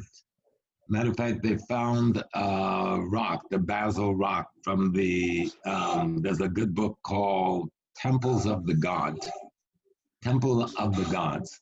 It's about the findings in South Africa that the apartheid crackers kept hidden all these decades. And after apartheid fell, people began to go and see these thousands of African monuments and villages in there. And in this rock, 25,000 years before Kemet, there is an Ankh with Ra in the centerpiece of it. Wow. So the point of it is the sacred science of Vodun, whether we call it Vodun, Yoruba, Akan, whatever, it is the same science. The laws of nature don't change no matter what year it is or what location you're in or what label you put on it. It is the same laws of the cosmology that we're interpreting. It is the same laws of nature. Astrology is a science that our great priests and priestesses, if we want to use those terms, learned. But the masses were too busy. They were plowing the fields. They were catching the fish. They were planting the wheat. They were building the houses. They don't have time to study this. So how do you teach them astronomy? You create astrology. Astrology is created by the master teachers from their study and knowledge of astronomy to teach the laws of nature and its effects on the human being, and they call that astrology. So this wisdom system came with us because when the thing we call the divine or God, the totality of the universe and creation itself, decided to manifest as a human being, it manifests as a Black woman. And it's from the pillars of heaven, the two legs that she wears, that we came into being, the rest of us. And if we can understand that, everything else gets simple. The law haven't changed. If I live in the desert and I want to express a fundamental law of nature, I don't have the tools of the rainforest to do it with, so I have to use the tools of the desert. If I'm in the rainforest and I want to express the fundamental principle of nature, I don't have the desert ecology, so I must use the tool of the rainforest. So when we were put on those ships from Dahomey and Yorubaland and Congo and Angola and sent to Haiti, we brought this ancient science in our heads. We brought it in the cells of our body. And we used what was in this environment to recreate our understanding of our universal sacred science. It's the same one that was used in Kemet. It's the same one used in Yoruba. It's the same one used in Monomatapa. It's the same one used in the Congo. It's the same one used among the Akhans. But you must use the tools where you're at, under the circumstances in which you find yourself, in the timeline you happen to be on, to then begin to interpret and express the wisdom of our ancestors, which was our ancestors' interpretation of the laws and the wisdoms of the universe. That's what we're talking about. Thank you, truly. So the next step, I guess, would be to keep getting books and information. In her first lecture at the First World, by the way. And I've been hooked since. We missed that. I didn't hear that. Huh? So I guess the next steps would be to just keep looking for information in books, I guess, Vodun, and keep going in that direction for more info and insight, right? Well, I would say, don't you get lost running after books. Thank you. Generally, 1, 2 books, there are a few books that will give you what you need. Take the essence of what is in the book and apply it. Knowledge is doing. Keep reading is not going to make you know. You have to.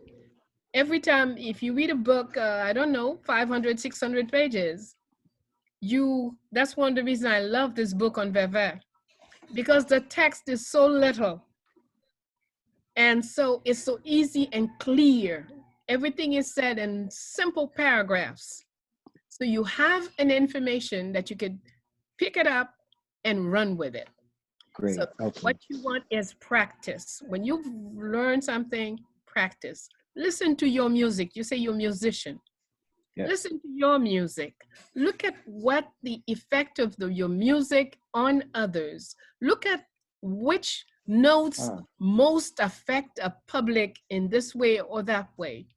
You're an artist. You can create a song and then you could draw it, I don't know, paint it, whatever way you do. But the more different ways you can express the same thing, the more you will master that knowledge. Thank you so much. Thank you, truly. Let me add one other piece to that, Sister Bayyinah. Yes, sir. Because a lot of times people want to find out how many books. I got a couple of thousand books in my library, lugging them up and down stairs, hurting my knee. I've read them all over the years, but what they led me to is to find the book that was me. The greatest teacher you will ever meet is yourself. The very word education comes from a root Greek word which comes out of Kemet, which means educate, which means to bring that which is inside out. What they give us in the universities are the tools that is supposed to assist us to bring what's inside out. But the backwards white consciousness insists that they're putting something from the outside in. And what they're doing is attacking the very essence of the teacher in you. You understand? Absolutely. Yes, Okay. you made it 100% clear. I've been thinking in reverse all this time, and you literally brought it right around. Thank you so very much for that. Yes. Literally, I learned from my own music, which is crazy, and I've been able to help and heal people from songs, and it confuses me, but I'm thankful for it. Thank you so much. Even Islam, who like to pretend it's not a voodoo system, has 99 loas. They call it the 99 pearls of faith, 99 names of Allah. Look at the quality and attributes, and you can find Isole Frida, okay, in the 99 pearls of faith. But even further, one of the tenets in Islam, and this is for the Muslims who are on the line, it says Allah is as close to you as your jugular vein. That means God in you. It's the God in me. God in you. Yeah. Nice singing voice. Yes, You have many indeed. I talents. wish I had a Okay. nice singing voice. Fun. Yes. Okay. Next question comes. Excuse me. Then after that, let's have the thing on May 8th, please. Sure, absolutely, Ma. We'll take a look. Okay. Okay. All right. Blue Phoenix. Blue Phoenix. I believe that's Diana. Diana, you there? That's me. Hi, guys. Hi, sister. Hi. First of all, I just wanted to say I followed you for a while. Bayyinah knows I'm already a fan, but I followed you as well with Hidden Colors. And one of the things you said that actually spoke to me for my health is when I realized voodoo and neurology is actually like correlated, and that kind of like this sparks for me, right? So as you're speaking this, and for me, this is a two-part question for both of you. For me, it has always been a reflection of self for voodoo and our spirituality. It's always been. My art form is actually ceramics, clay, and speaking. Trying to see how to, and I actually was able to sit in and go back into the womb, and I had a great conversation with my child that kind of veered me somewhere that I don't feel we were talking to each other. I think it was between two other people. But the art form, how to move with that. And then secondly, towards Bello, I've just always been interested. There's a video online about you, but just as a quick sum up with the days, the colors, and not because it's to pull different, but to erect it from yourself that you're in pink today. What would we be in on a Monday through Sunday? To erect those differences in ourselves for Bayyinah and for Professor Smalls, in using those two crafts in speaking, and then the ceramic, because I know that that's more of, I can emotionally move. I can bring you back to calm with clay. I can bring people back to earth with clay. So I'm just trying to see how I use that. And the conversation I had between my daughter and I after coming out, and I think I'm still mentally in darkness, was she told me that the generation now is not afraid of death. And I was like, well, wait a second, hold on. I actually feel our generation, because of, religion and whatever, has feared death. So why we don't move. So I said, wait a second, if we have a generation of my age wanting to move back, but I have children here who have a different type of sense of fear, and I can change it to, no, it's not just not we death, but this is liberty or death. How do I take those arts to make them see liberty or death so we can move? You see what I'm saying? It's a two-part question, but it's like little pieces just came at me in doing the movements that I was told that, and little things just shot at me. And I'm trying to put those pieces together in a sense. I know that was all over the place. I'm sorry, but in a sense. Okay. Clay is vital for everything. It treats ulcers, it heals different things on the illnesses in the body. So it's an excellent thing to work with. Even when you make clay pots, like what we call at home, quiche. Right. Just putting your water in a clay pot and drinking your water from there, many illnesses, you will never even get to know that you have them. But as we were saying before, everything has vibrations. Vibrations, you write into music again. Everything is numbers. You're always into science, into math, with everything, whatever, a color, a note, a musical note, whichever. So the thing is, it's not that we could tell you, or I could tell you, you should do this that way. What we really want to tell you is, whatever you have as a tool, think on it, question it.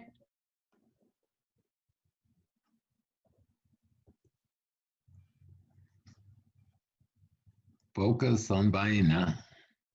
Oh, Bayyinah, you may have to repeat the last few words. Right? Our message is, every one of you have tools in your hands to work your life's work. But remember, every tool is a weapon. It is the same tool. The chair is a tool when you're sitting down on it. But if you are attacked, the chair becomes your weapon. The spoon is a tool when you're eating. When you are under attack, the spoon is your weapon.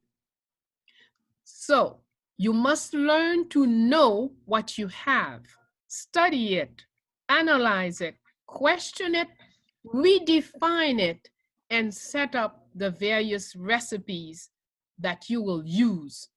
You have to create the recipe. You have that power. So you find how you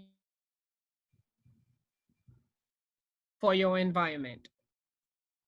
It's for you to do. Maybe you also did not hear that when I mentioned that clay is a very powerful medicine. You can take it for ulcers. It cures a lot of inner problems like ulcers. So you're already using something that's powerful. Now, what you do with it. Remember we said intention, attention. Don't do things without an intention. If you're creating something, set it up. Generally, in our tradition, we usually would do everything for eternity. Whatever you're doing, you set it up so it will work for eternity. So use your power, use your tools. Always remember every tool is a weapon, and then set the recipes as to serve the intentions that you want to accomplish, the objectives you want to accomplish with those tools and weapons. Let me add something on the fear of death. You know, our great father, Dessalines, said, liberty or death. We say today, freedom or death. But you have to have the notion of freedom as a part of that process. Many of our young people have lost the fear of death, not because they have chose freedom or death. They've lost the fear of death because they've been so set upon, they've become numb to the process. And they are not afraid to die, to be a part, fighting to be a part of the very thing that is killing them. We need to, Sister Bayyinah just says, all content has intent, but you can reverse that too. All intent must develop content. And so our content is our beloved Budun. Our intent is to have it as our guiding principle, so that we don't have to deal with this question of dying. Because once we come into our understanding of reality, we know there's no such thing as death. It's not a part of our worldview when we think of our spiritual essence, because we understand that we have always been here, we will always be here, we will recycle through eternity. But he's got a system that says it ends, and I can take it away from you. And if you don't submit to me, I will take this thing called life from you. Why we won the battles in Haiti against France and Spain and England, because we knew we were going to Dahomey. We were going back home. Dahomey was the symbol of our universal heaven, if we want. Right. And there we will be born through the womb of another Black woman as our own grandchildren as ourselves. So it is what the content is that is pushing this intent of not having fear of death. Thank you. Can you show your book again, that book again, real quick, that you pulled up? Me? No, Professor Smalls. Okay. Oh, that, I got yours, Bayyinah. Bayyinah. Mentioned Maya Deren, the Divine Horseman.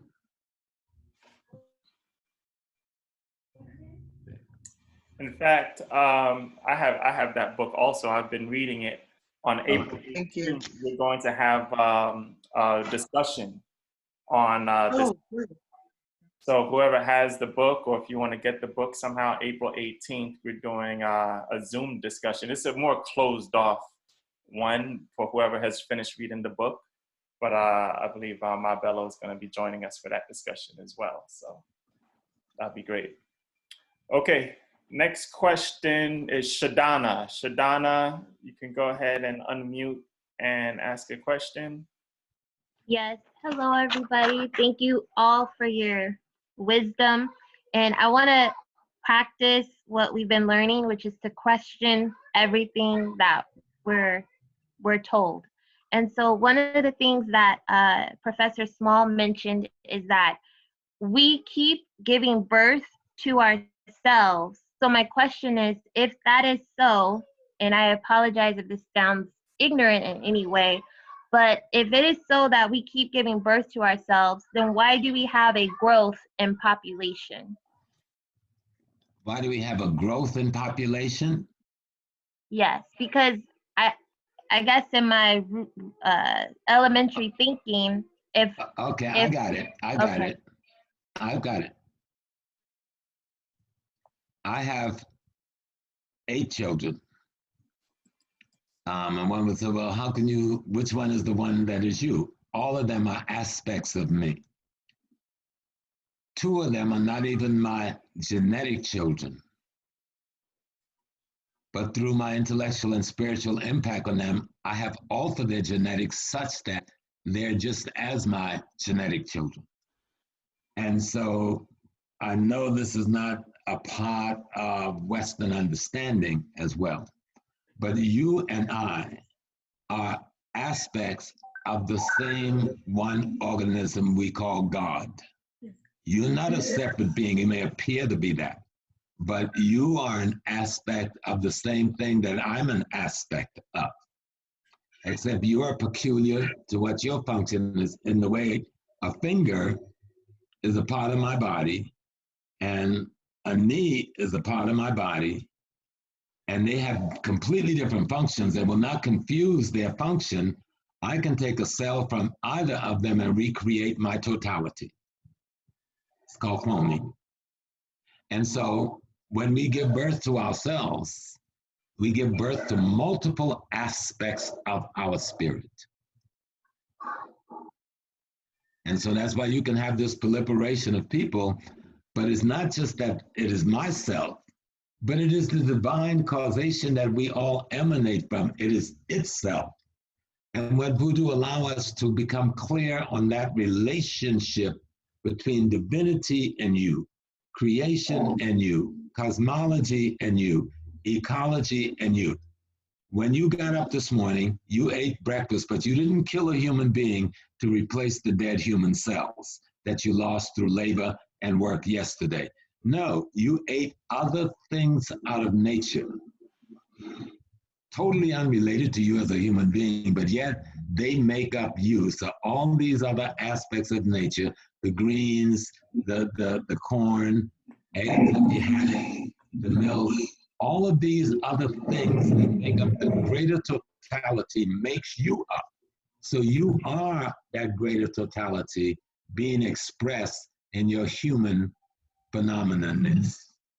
But you're still a part of everything else. And everything else is a part of you. So it doesn't, the world seems to be getting what the fights say overpopulated, but it's not. That's his foolishness. I don't think there's an overpopulation problem down here, okay? And all of us come from the same divine essence, but we all have peculiar path. In the Yoruba, they call that destiny.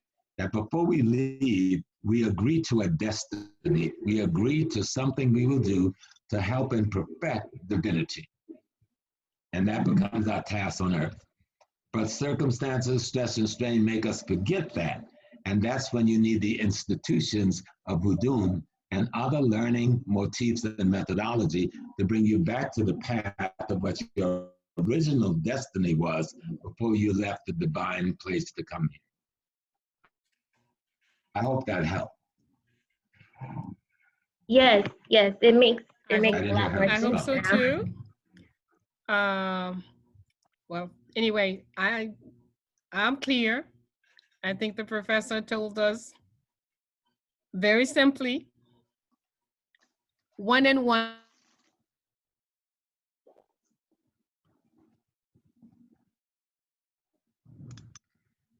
Oh, hold on, Ma. We losing your voice again, Ma. Sorry. You have to start over. Yeah, repeat that again.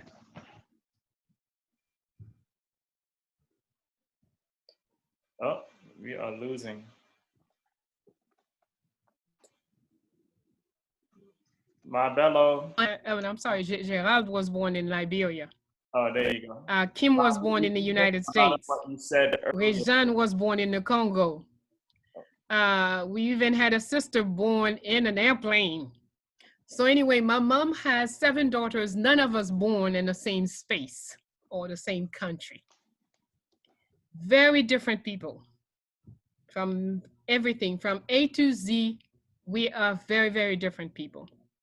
But there isn't a single one of us that doesn't get to a point and says, you know what? If you let me be, if you let that Christine in me come out, you'll be in trouble. Because my mother was no joke. She did not play with people. So whenever we're getting to a point where you're getting to us, listen, you're going to meet with Christine Magloire. And that shows us how even the one that seems very small, very soft-spoken, well, there is a point they reach. They have the Christine Magloire look, they have the Christine Magloire voice. So the elements are always, it's not it's not that everything is, take a chicken. Chicken has 10, 12 chicks. Each one a color, each one doing something different. It's these chicken, the children of this particular hen. See? So variety is the guarantee of life. Life always brings diversity, variety. So being the same doesn't mean being identical. Okay? Being the same doesn't, the same parents, you have one child that is this high and the other one is this tall. So you're gonna say, well, one of them is not the child of these 2 people. No. I see the aspect of me and all of my children. You've met all of them, I think, except maybe 2. And I see me.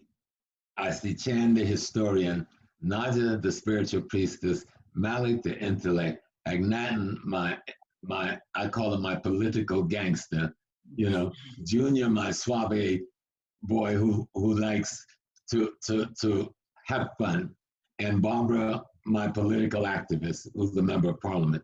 And so I see me and all of those children, an aspect of me have matured and developed in each one of them. Absolutely. So if I may take this time to, I don't know if everyone has the flyer in front of them. For the past 20 years, Fondation Félicité celebrates the birthday of Queen Marie-Louise and Empress Félicité on May 8th every year. Of course, this year it's difficult. The planning is more complicated, but we are not the type of people to give up on anything. Last September, we celebrated Dessalines' birthday on streets that were barricades, tires burning everywhere, all kinds of things were happening, plus all-day rain. Brother Kwesi probably remembers that. He was with us last year. Yes. So, but it didn't stop us from realizing the plan. 1 week of celebration for the founder, and we carried it out. Sometimes we had to walk, sometimes we had to whatever, but we carried out. And that's the way we think at Fondation Félicité. It's always the way we think. So now is the time for us to plan and plot the birthday of the Empress and the Queen. They're both born on the same day, May 8th, 30 years apart.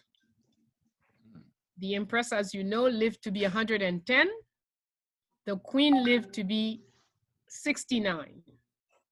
But both of them, we celebrate on May 8th.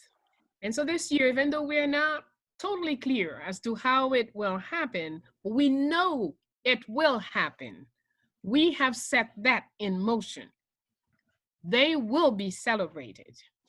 And we're counting on everyone who claim to want to be themselves, who claim to want to support Fondation Félicité, who claim that they want to change this world. Well, we are going to ask, Fondation Félicité is going to ask you 3 things. Number 1, set your mind up that on May 8th, the world we want will be taking place. We will free ourselves from bondage and confinement and whatever else they want to call it.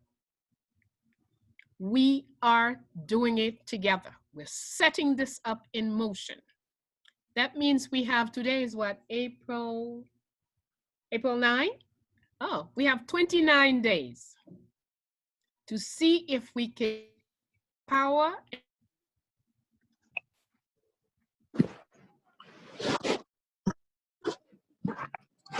Number 1. Number 2, we're planning, of course, activities for that day, and we're planning proper reception for that day.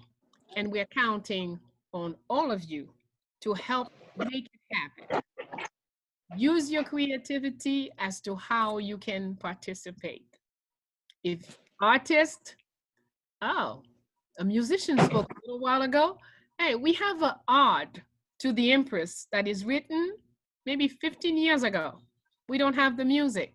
Maybe we can send you the word and you can put some music to it for us. That's one way we'll start.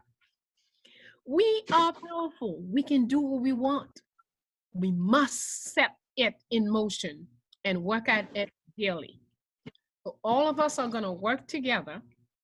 So Friday, May 8th, 2020, we will celebrate the Empress and the Queen. We have, among our reflections, we've thought even different celebrations in different homes. So that celebration will be in Boston. A celebration will happen at Blue Phoenix. We'll do a celebration with the 4 people at her house. So-and-so will do a celebration at such and such place with 10 people, with 4 people. Whatever way we want this to happen, but ideally, we want to open up the world for us to meet and do it together. Absolutely, absolutely. Thank you so much for that, Ma. We do have a few more questions, but before we get to that, I wanted Professor Small to talk a little bit about some things that he has going on in Ghana. Right. This is the Summer Lodge Hotel in Cape Coast, Ghana. We've owned it now for 15 years. It's a 30-room convention complex, swimming pool, our own parking facilities. It is a kind of a gated little facility. But this is not just owned by me. I've been the lead person and the CEO, but there's 80 of us. And if you can imagine, for 15 years, working with 80 of our African brothers and sisters, and we've only had 2 discontented persons whom we bought out very early on. We've struggled through many things to get this far with this project. And so we do have a fundraising on what is it called? GoFundMe. That's GoFundMe? Yes. I keep forgetting. I do too many things. So you can go to Summer Lodge Hotel GoFundMe page and contribute what you can. And we're right now getting ready to go into a merger with a larger African hotel called Accra City. Of course, all of that has gotten stopped. We were like 5 days away from closing the deal, but everything is stopped now until this crisis is over. But they have a 200-room complex and they want to expand with us. And we will expand this complex into 160 rooms in a year's time.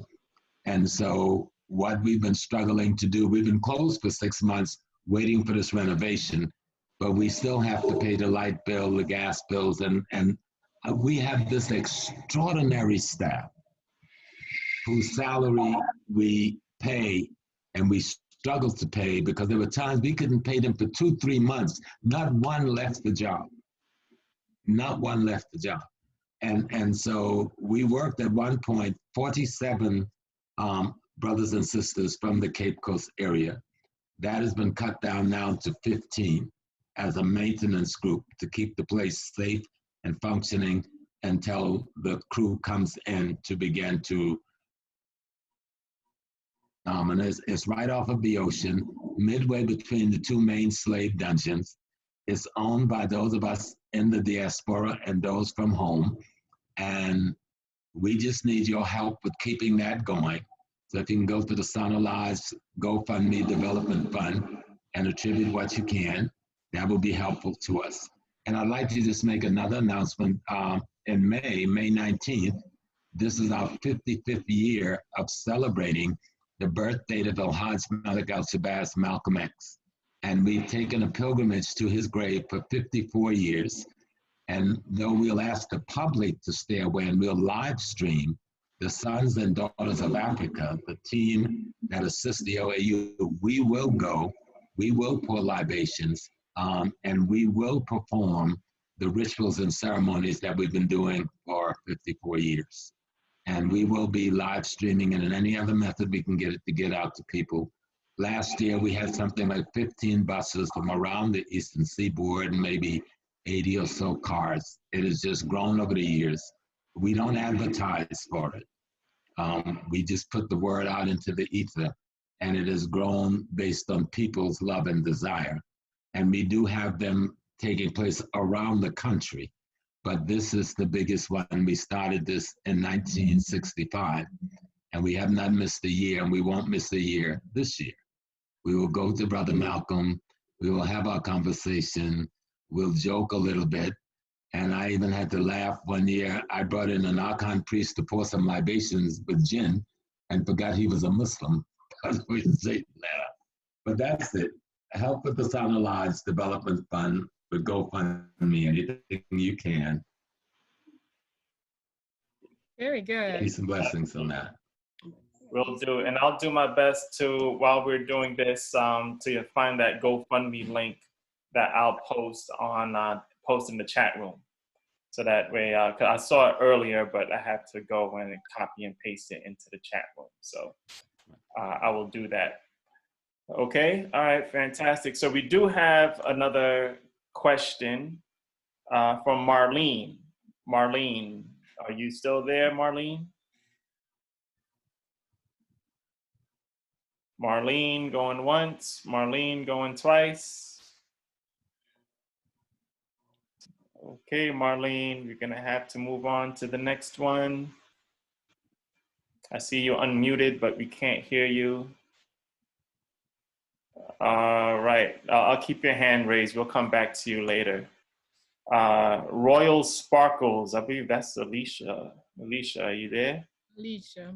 Yes, I am here. On nay. Oh, espere.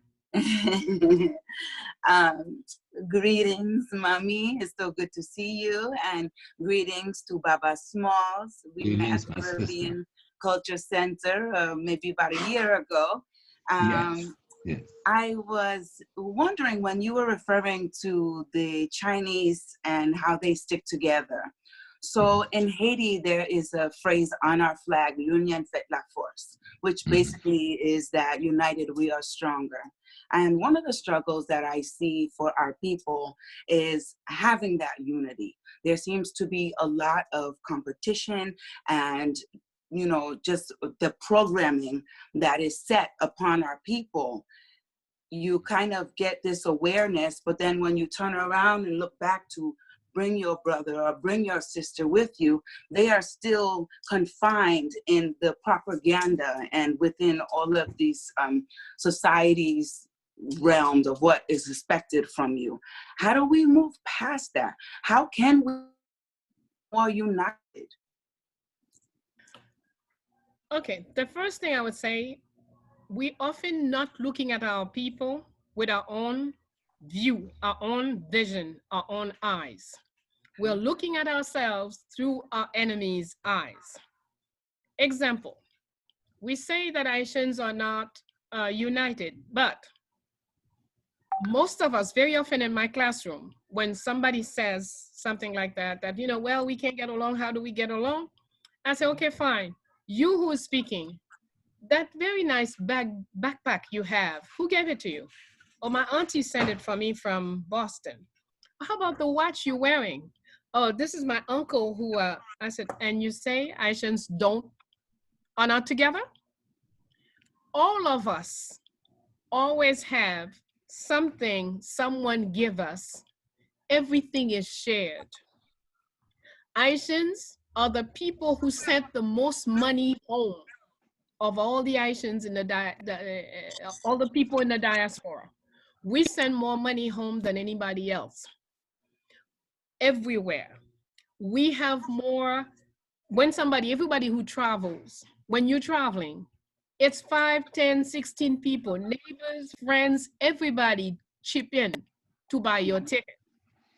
So how can we continue to say, where do we take this idea that we are not together? That's not true. We don't have to be hugging and plugging all day.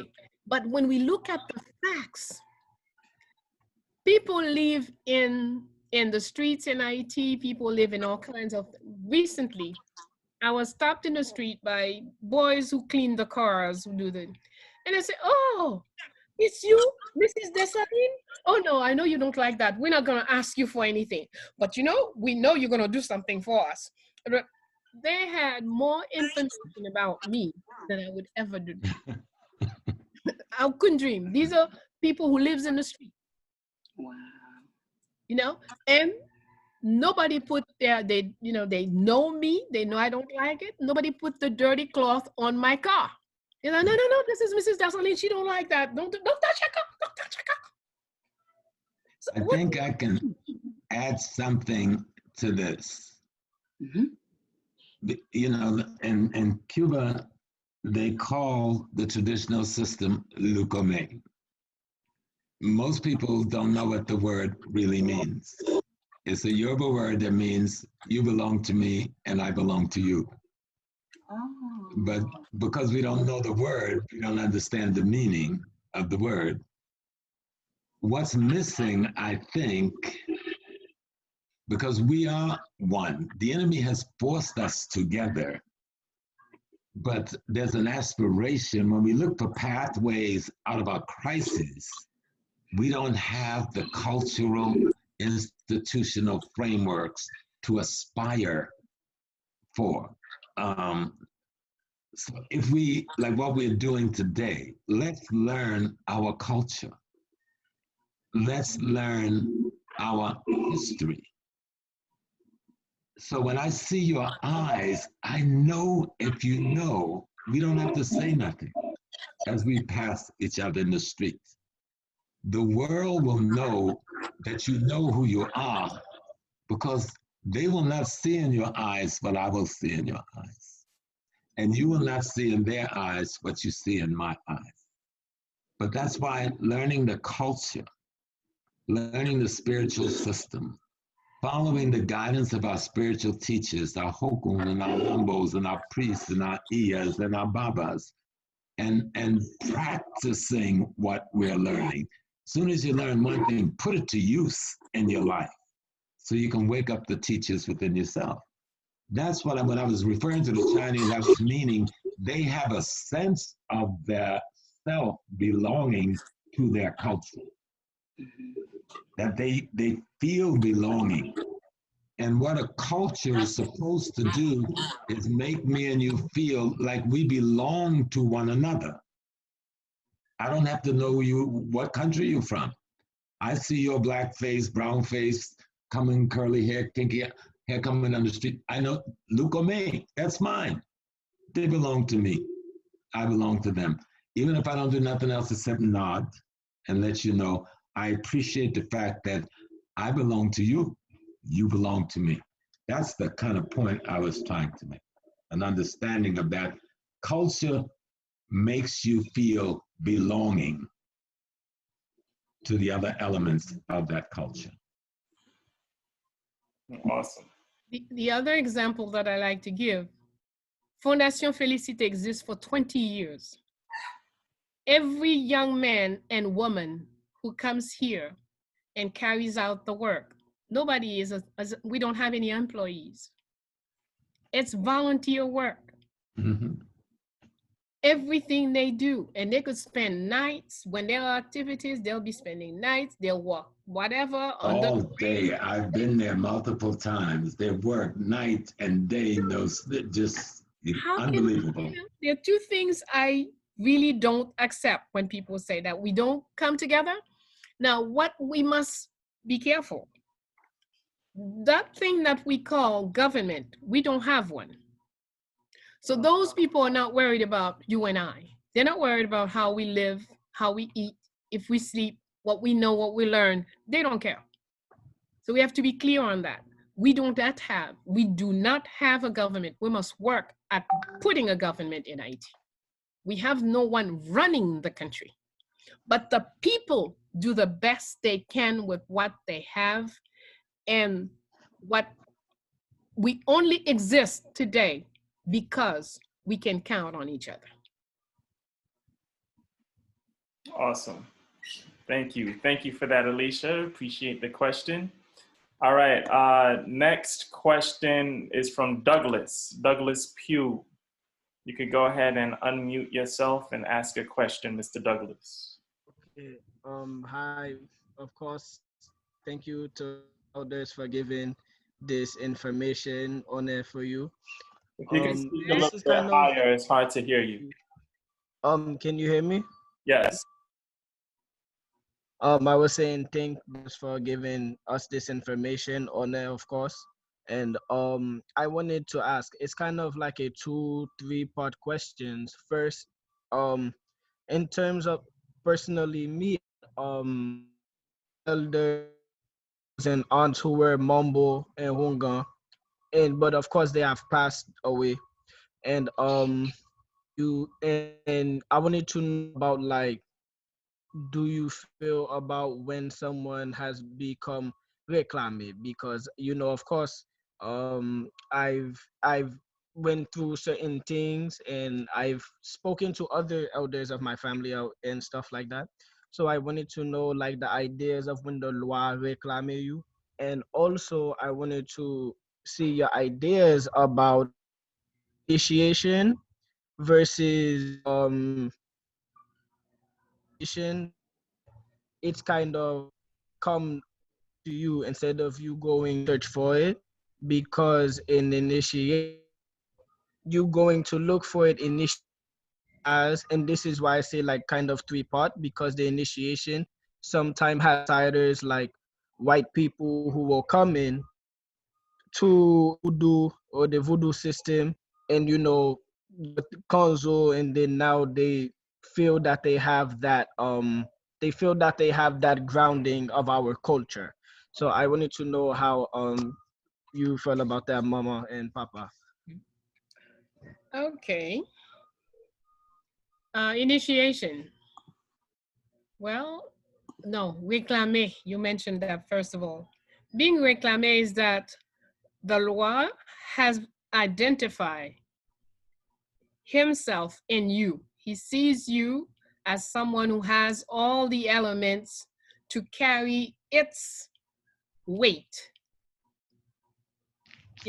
So then, for example, let's say Ezili Danto would see me as a young girl, 12, 13, and they say, okay, this girl, she's got everything to be a fabulous Danto.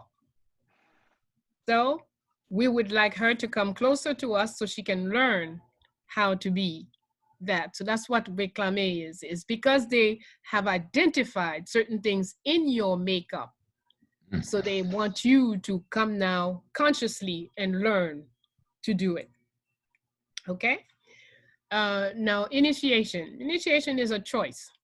Roughly, initiation is what? It's just learning the social codes established for the practices society practicing. But as you know, in IT, we don't have, everybody is not initiated. Some people is what we call dormi levé. That means you go to sleep, and during your dreams, the lois can't come and they give you what you need so you can do what you have to do. There are people is just to the blood. You know, they are the child of so-and-so, and as the child of so-and-so, when I pass, then my children have whatever I had as power and knowledge. So these are just different ways of acquiring knowledge. That's all it is. Initiation, the reclame, and everything. It's just different systems, different methods of sharing the knowledge. And it's up to someone to, you know, what you will do with it. All right, very good, very good. Are you good with that answer, Douglas? Oh, absolutely. That's about as perfectly stated as one can give. Yes. And I tell you, she is my teacher. Absolutely. Yes, he is my teacher. So we teach each other, I guess. Yes. Okay, I do have a question from the chat room. For some reason, she can't get on to ask the question herself, but I'll read her question. It's how important is it to have an altar in your home as part of honoring and connecting with the lois and the ancestors? Okay, we'll say that spirituality is like a thread, okay? So if I'm Bayyinah, my mother is Christine, my father is Eve. By connecting to Christine and Eve before and after they transition, then I keep the thread connected. Now, Christine and Eve are connected to Louis and Julienne and the next the generation up. So to us, God and us is one. So the more you have to string up that thread, you could go, it's easier for you to go all the way to the number 1, 1 or number 0. See? Now, if you disconnected, which is why when, for example, during slavery, they would cut us off, take the mother, sell the mother in Jamaica, sell the son in Cuba, sell the other, because they thought by cutting us off that way, we would lose everything. But it's not understanding much about our world. We can have all kinds of connections besides blood. And even with the separation, we can keep the blood. So it's about knowledge. So when you have the thread, the more you keep the thread. So do you have at least the name? That's why one of the things we do with our students, always do your genealogy. Do your tree. Yes. Know who's your father, your mother, your grandmother, your great-grandmother. You need to have that. Absolutely. The more you can go up, the further you can go up, 3 generations, 4 generations, 6 generations, 7 generations, the stronger you are. So do learn it and don't judge. Oh yeah, well, my mother was a mambo, my grandfather was a bishop, my so-and-so was nothing. What is important to you is that you know that they existed. And when the going gets tough, you will have them on calling on them will resolve a lot of problems. So if you then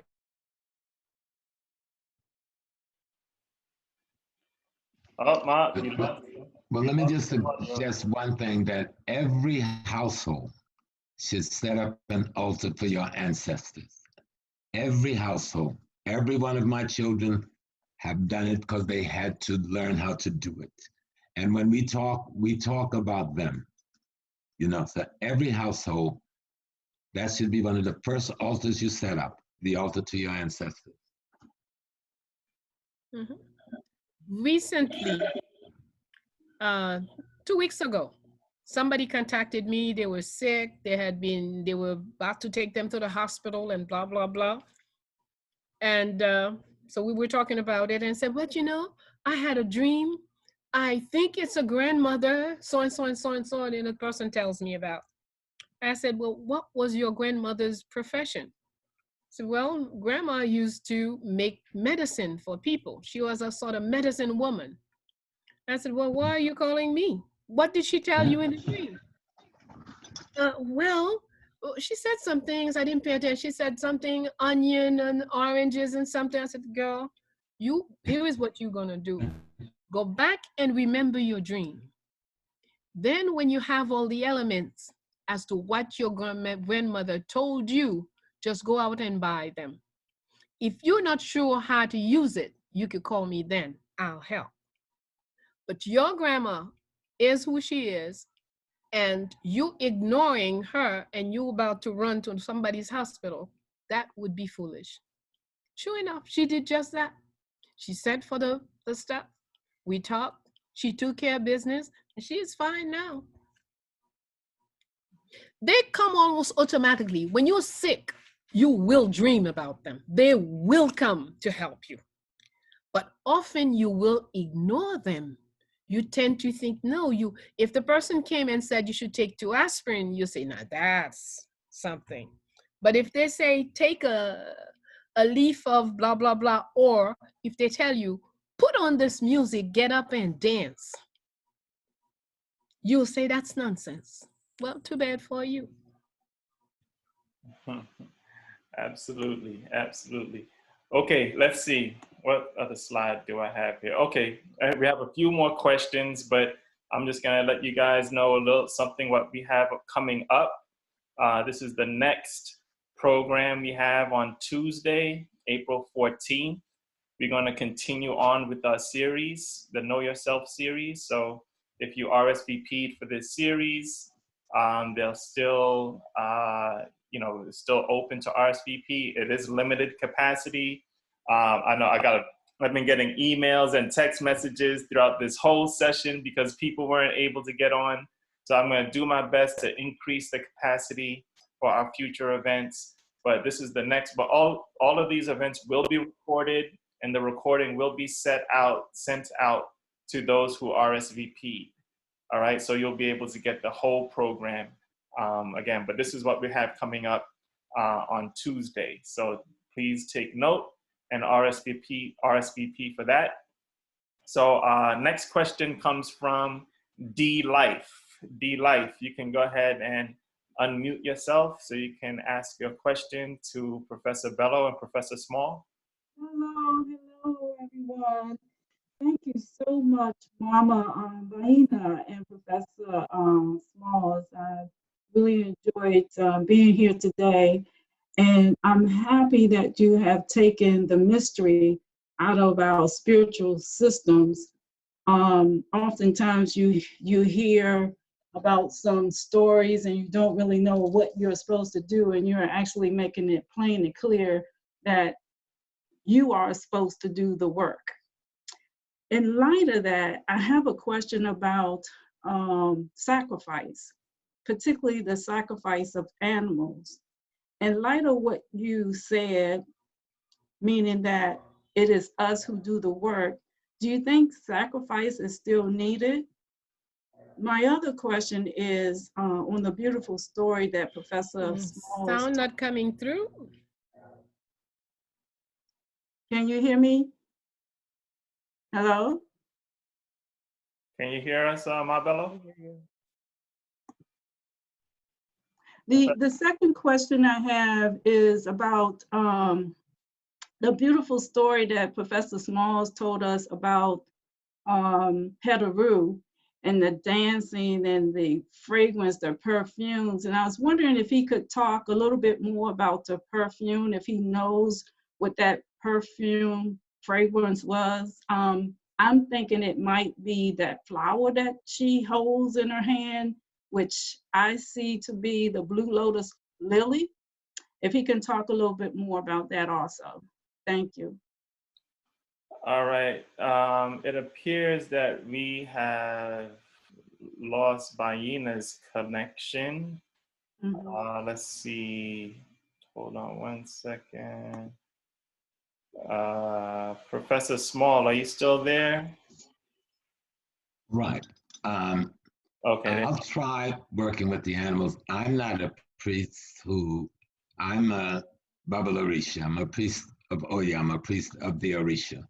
I don't do animal sacrifices because it's not for everybody to do. And if the people who do it should be the best trained, the most experienced, with the greater wisdom understanding. Unfortunately, in the West, we don't adhere to those kinds of restrictions. And people who are new to the craft is trying to do these things that should be only for elders and senior priests and priestesses because there's a science to it. People get concerned, and but that could the way you asked the question, is animal sacrifices still necessary? Well, we go into every supermarket across the world full of dead animals all the time. They just don't pray over them. You know? So animals get sacrificed all the time, every day.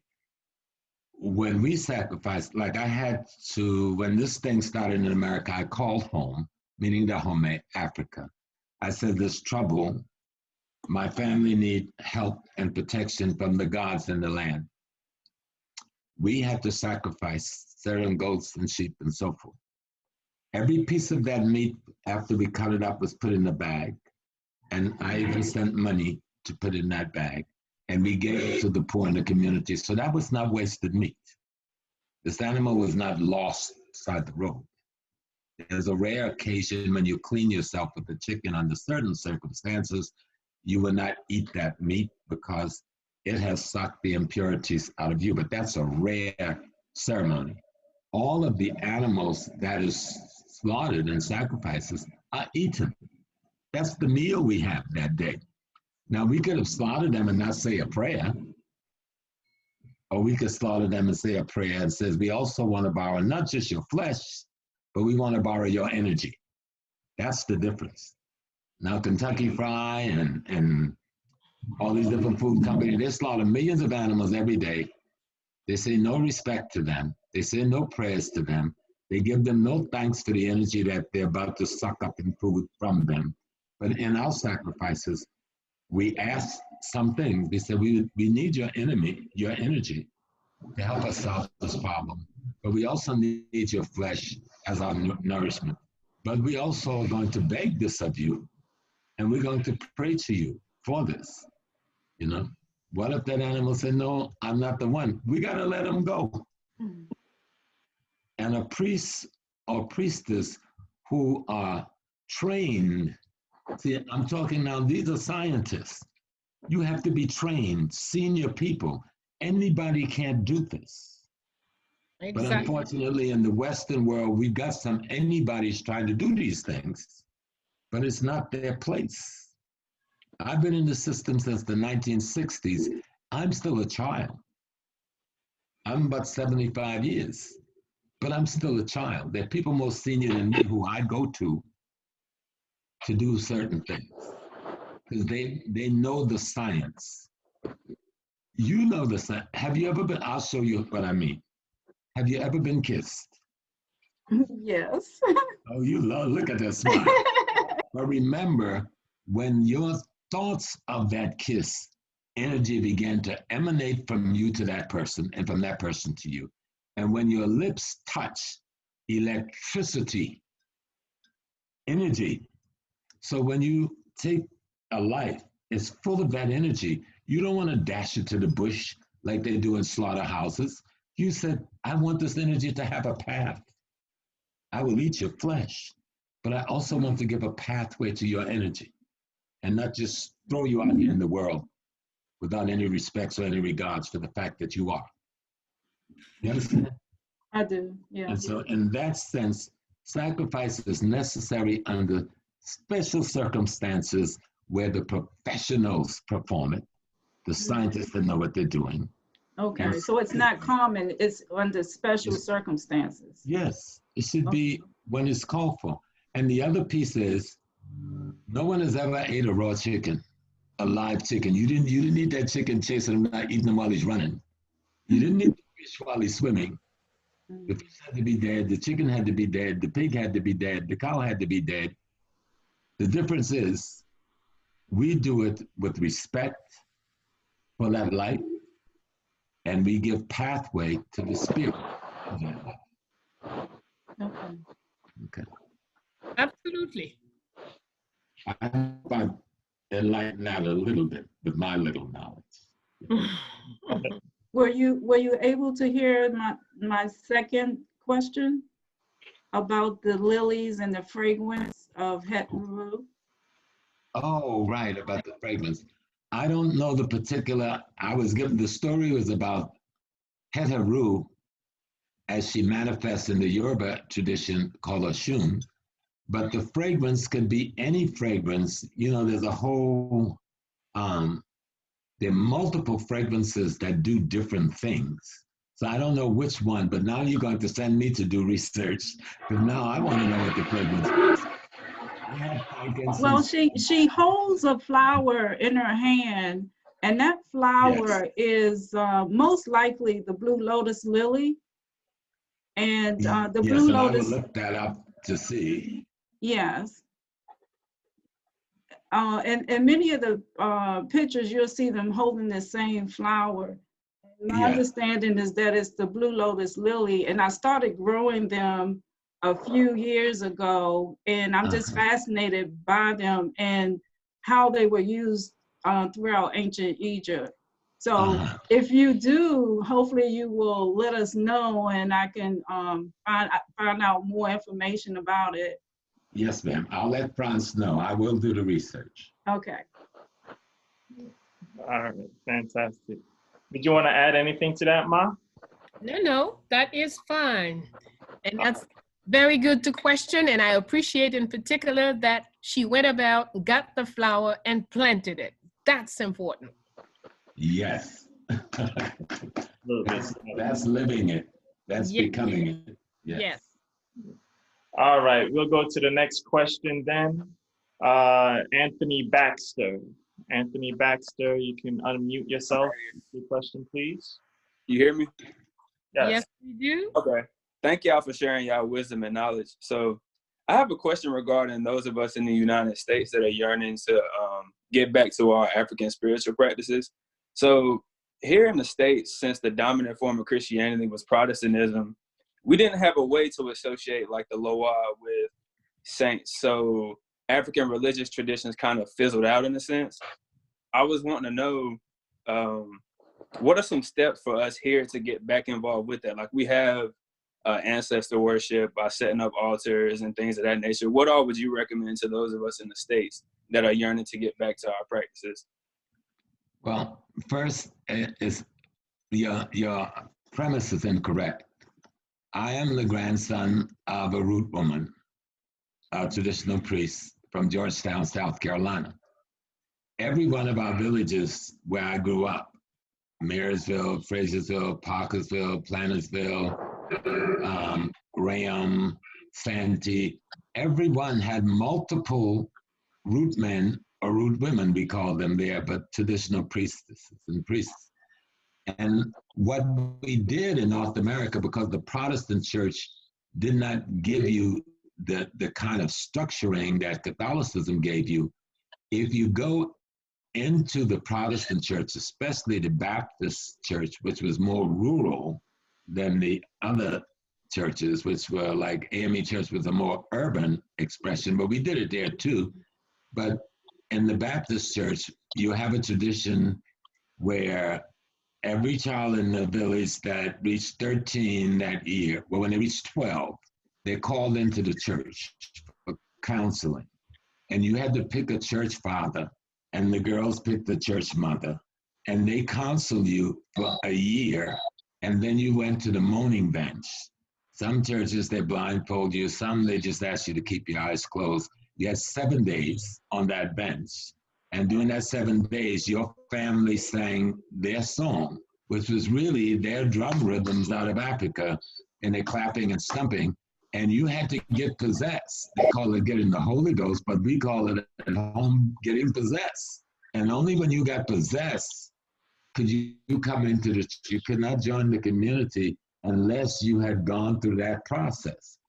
That is, when I went into the Yoruba initiation in the bush, in the hut, I went through the same process. I had to laugh afterwards. I'm like, oh, I was initiated at 13, but I didn't know it. We hid a lot in the churches. One of the good persons to read is Zora Neale Hurston's works. Extraordinary work, and there's even a European, Robert Ferris Thompson's book called Flash of the Spirit.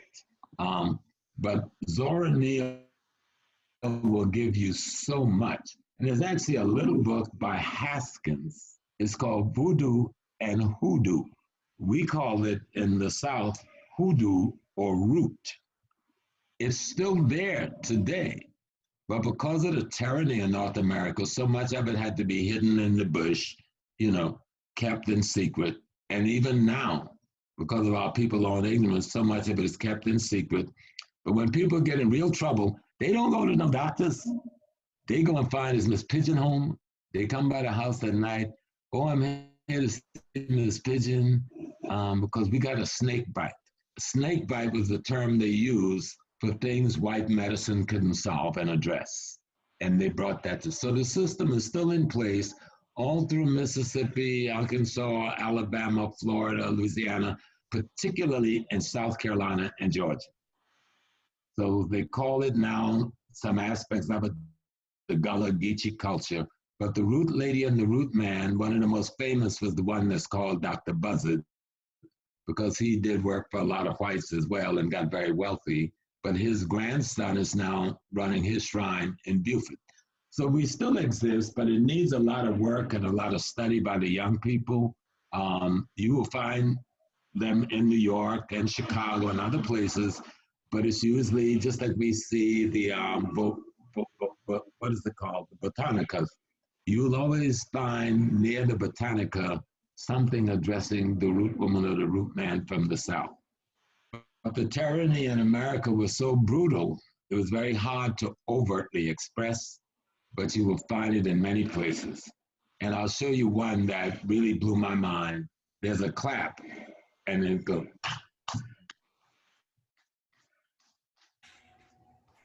And I used to love it because I lived in the woods, so you heard it reverberating all through the trees. So it's stuck in your head. So one day I'm in Ghana buying a drum, and the brothers and sisters are going to make prayer. And I went to the drum stand with the brother who was guiding me, and I started playing the only drum rhythm I knew was the one from my head that they clapped out in the church. Men rushed towards me with sticks and bricks, and the brother with me had to say, no. I got scared and started to run because I thought they were attacking me because I was messing with the drum. The rhythm I was playing that I heard in the church every Sunday was a distress call, an akkad drum rhythm. Now get with that one. Wow, so they were coming to your rescue. We have to do the work. You young people have to do the work. You have to visit the Penn Center down in, what is it? South Carolina. You got to go to Savannah and Beaufort. There's a lot of these Gullah Geechee centers and cultural spaces and preservation there. But just in that Baptist church strain itself, if you pay attention, you realize if I go to a white Baptist church, I see this thing, and I come to the Baptist and I see this thing, what's the difference? The African thing that they've hid. But because we have not been teaching it to our people, we've forgotten what we've hidden. Awesome. Absolutely. Yes. Okay. But you've got to do the work. You've got to do the work. Yep. I'm on my way out. Talking about children, yeah, I gave birth to 4, but I probably have hundreds of people call me mama. You are my child, then you must be walking like I walk. You must be doing the work. You must be applying the words. Not just take pleasure in listening. That's nothing. If you're truly my child, then you must apply the word. Absolutely, absolutely. I'm trying, Ma. I do my best. Doing well, son. Yes. He works hard anyway, this son. All right.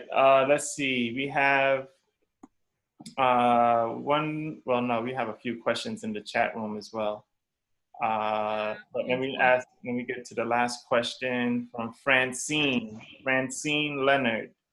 You could go ahead, unmute yourself and ask a question, please. Can you hear me? Yes, we hear you fine. Oh, okay. Just a second. Here I am. I am been receiving a lot of like dreams and totem spirits and stuff, and it's just accumulated throughout my whole life, and got to the point where I recognized I was an artist, and not just an artist but a healer, and I ran across a book at a I live in Berkeley, California, and at the university there was a bookstore that was about griots, and it, for some weird reason, it was in the occult section, which I thought was odd because it wasn't in the historical section, or even in, you know, like what do you call it, indigenous religious healing practices. So in the book it said that that griots were really they were the keepers of the wisdom and the knowledge and the healers. So I'm not sure how to put all this together. So I don't have a teacher. I know what you were saying on the in the talk is that you have an internal teacher, but I'm taking a trauma class. This is my question. I'm taking a trauma class at this institute where they are actually I've identified that they're actually using medicine, a lot of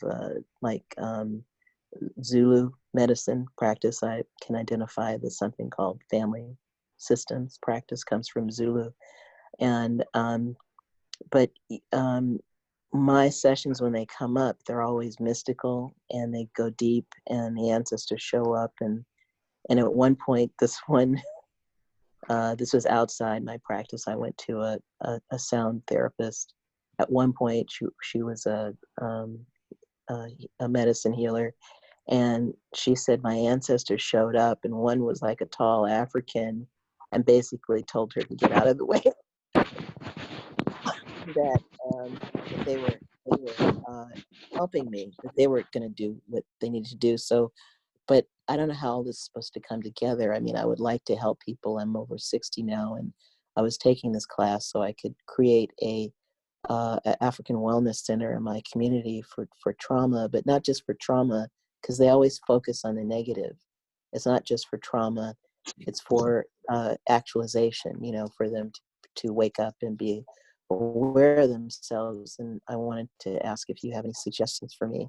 And it's also really difficult for me to do sessions, which is part of my certification, because they always injure me by saying or doing things that are inappropriate, that are like directions to shut me down. Like at the end of a practice, I was going deep, and our time was up, but the therapist said, you know, she tried to tell me to shut that down for the next time. And it's like, how do you shut something down that's mystical? You don't tell the ancestors, shut up, you know? That just didn't register. And I'm trying to figure out ways to like protect myself, but also to go forward, you know, in a good way.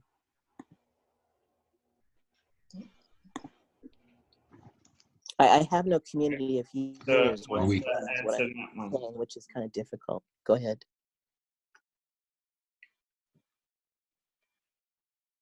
Should I mute again? Professor Small, Professor Bello. Okay, seems like everyone is freezing up. We can hear you. Your movement is, your video is a little choppy, but we can hear you just fine. Oh, great, great. So Professor Small, that was.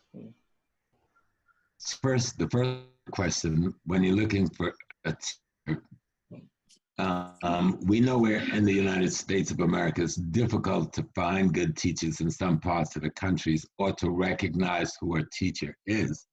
So I think the literature that we've given you today is a good foundation start by looking at those readings. And you remember, each piece of literature has a bibliography of its own, which should broaden the research base that you have. But in almost every community, there is someone who's a practitioner of the Yoruba tradition, now pretty much in the East and West Coast, the Akan tradition, and the Voodoo tradition via Haiti. So you have to do the due diligence to try to find those practitioners. And I don't tell people to go join anybody or anything, but get permission to come and observe where that is possible and be a part of the lectures and the learning process. But it does take going out and doing the research because people are there in Los Angeles, in San Francisco, and other parts of the West Coast. So you have to do the due diligence. If I know anybody specifically, I again will send that to Brother Franz, and on occasions he can put those names and telephone numbers up. But in doing your work, as you're doing it, and you're working within some kind of system with some kind of time limit or some kind of counseling process, so you then have to try your best to either create an avenue for persons to see you after those sessions, or you have to create a methodology that could take in terms the time limit for doing what you need to do there until you can get to the person in another session. Because it seems like you work for someone else who has control over the time and space. And so that's very difficult to do work in. So you have to find a place where you can do work separate from that time and space and use this time and space to orient people and to select the people you might be able to give service to. With that, I would invite you to ask yourself, what is it that you have not questioned enough in your practice and what you do, what you've chosen to do? Sometimes we are into something, and if we have not thoroughly questioned it and look at every facet of it, then it is very difficult to progress within that. So I would invite you to do a bit of questioning, professional questioning, you know, about what you're doing, how you chose to do it, how come you're doing it this way, et cetera, et cetera. So I think that would make things, by answering a number of questions to yourself, you will facilitate your work. Awesome. All right, last two questions. So we could let our professors, our scholars go on with their day. They gave us a lot of their time. They've been very, very generous. Thank you again. So I'm going to ask these questions. These come out of the chat room. So the first was from Nixon. And she asked, I wanted to know, how do I go about being initiated? Should I do a lave tete prior? And will this allow me to know what Loa I resonate with? I'm a first generation Haitian American. I already deal with my ancestors and have a shrine, and they have been very receptive to me. Well, sounds like you are well on your way. And that also means that you have the ancestors can help guide you as far as what to do with Lavetet and initiation. In most serious places, you have to do a Lavetet first, and then the initiation, the actual council and whatnot. So but it will depend on where you go. It's that the place will tell you how they operate and what, you know, what will come, what comes first, or if everything is done in one day or one session, one time. Mhm. So, but the most important, if you have your altar, you talk to your ancestors, don't hesitate to question. Ask them question, ask them for guidance. We all have the ability to communicate with every living thing around us. Practice will make it stronger, will make it easier. For example, there's a big black butterfly, which usually come in to tell us something is going to happen. It's a good messenger.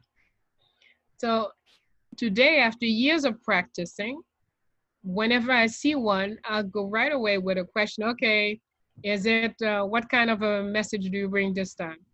If it concerns a female, come pose on my left side. If it is about a male, do it on the right side. And any question I have, I will hint to the element that I'm dealing with as to how to respond to me, yes or no, left or right, or something like that. So if you do this, you know, you have the way to get answers directly from everything that you're in contact with. So we encourage you, practice. Practice makes perfect. Practice. Talk. Talk to your plants, talk to your animals, talk to your spirit, talk to your grandparents, to their pictures. Deal with them and they will deal with you. You have everything. Trust yourself. We need to grow even faster today because the threats are much bigger in front of us today. So we must very quickly build our army, and each one of us must be ready to use our inner spiritual powers to deal with everything that has to be dealt with. Practice, practice, practice. Absolutely. Very good. Let's see, where am I? Sorry, I'm trying to find the link for Professor Small's Sana Lodge, the GoFundMe, so I could share that in the chat room.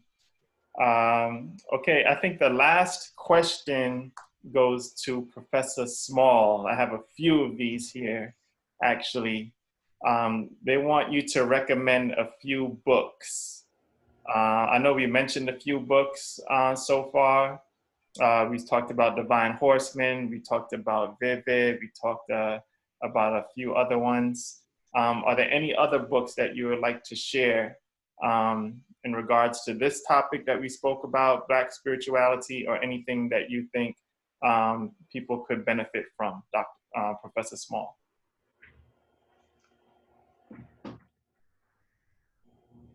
Is Professor Small still there? Let's see. Oh, there he is. You're on mute. Let's see.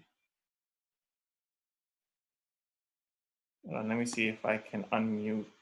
I got it. Oh, there you go. You got me now? Okay. Yeah, the only other book I would recommend at this time is The Opening of the Way by Deluvic. Lubiczde, of course, Deluvic. It's called The Opening of the Way. It's about the spiritual system in ancient Kemet. It's a book that I think is worth reading and studying. And I think if we get it, we need to just understand that this is not an aside. We're not talking about a religious novelty. We're talking about the way of life, your ideology, your worldview, your culture. The culture takes in all things that represents a person's life. Your food, your clothing, your dress, your dance, your music, and everything. Your intellectual understanding, your spiritual understanding, your scientific understanding. And that's what voodoo is. It's not an aside that we can have this ideological life and then we tack voodoo onto it. Voodoo is the totality It is a totality unto itself. And that's the curve we have to make. We have to go to the totality of our own worldview, our own ideology, our own sacred science, our own approach to mathematics, our own psychological framing. That's what voodoo represents. The lowers are the aspect of this magnificent way of life. But that's the piece we've got to get. It isn't something we can do on the side while we do all the other white things. And then we occasionally reference this when we get in trouble. No, you got to drop that other thing. And this has to become the thing. How you think, how you dream, how you dance, how you walk, how you dress, how you feel. Absolutely.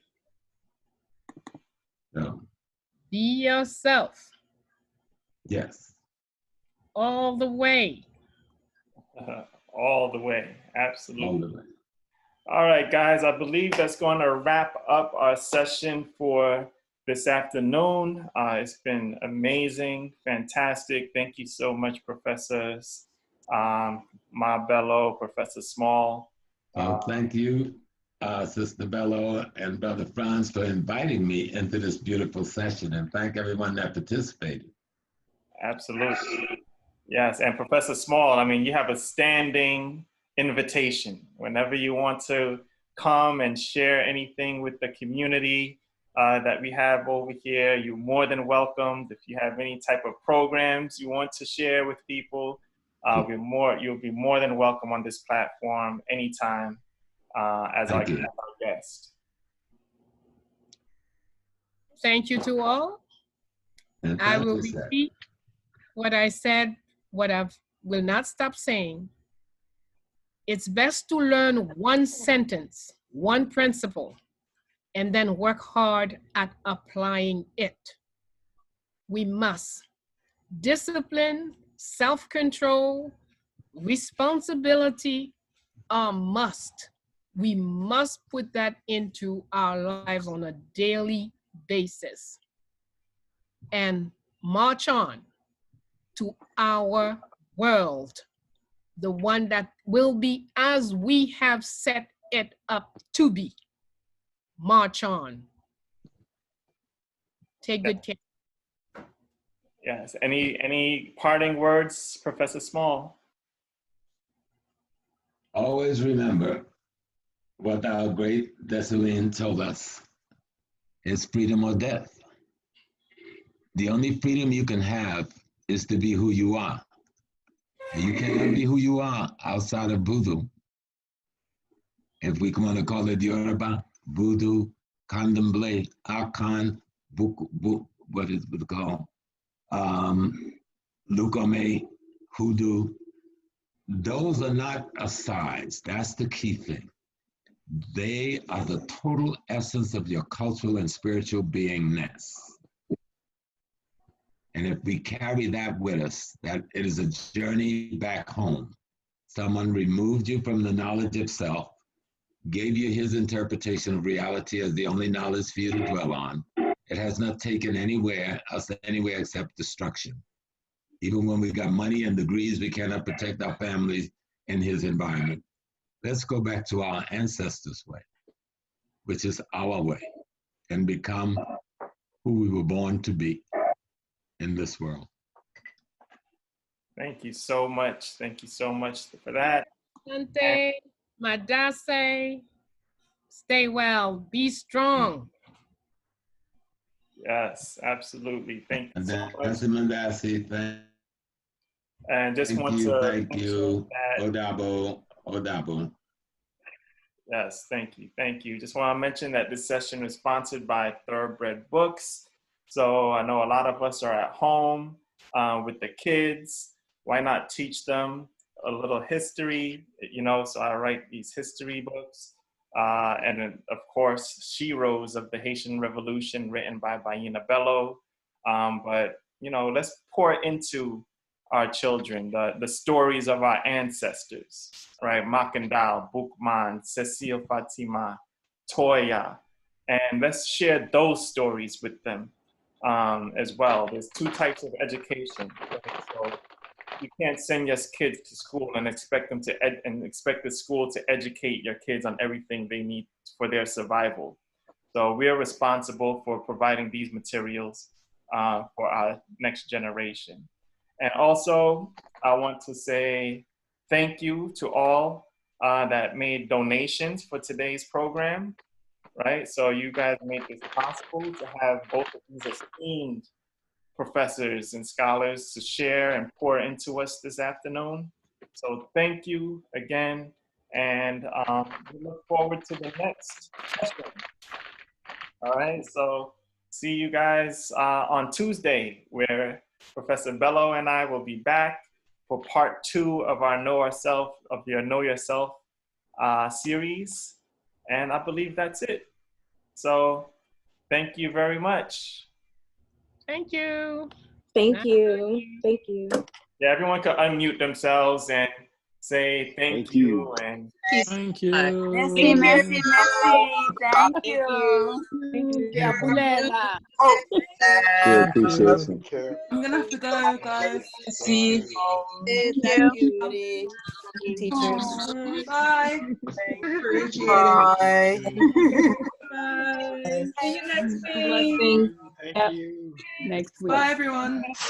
Thank you. Thank you. Thank you all. Bye. Good session. Hi, everyone. Thank you, Brother France.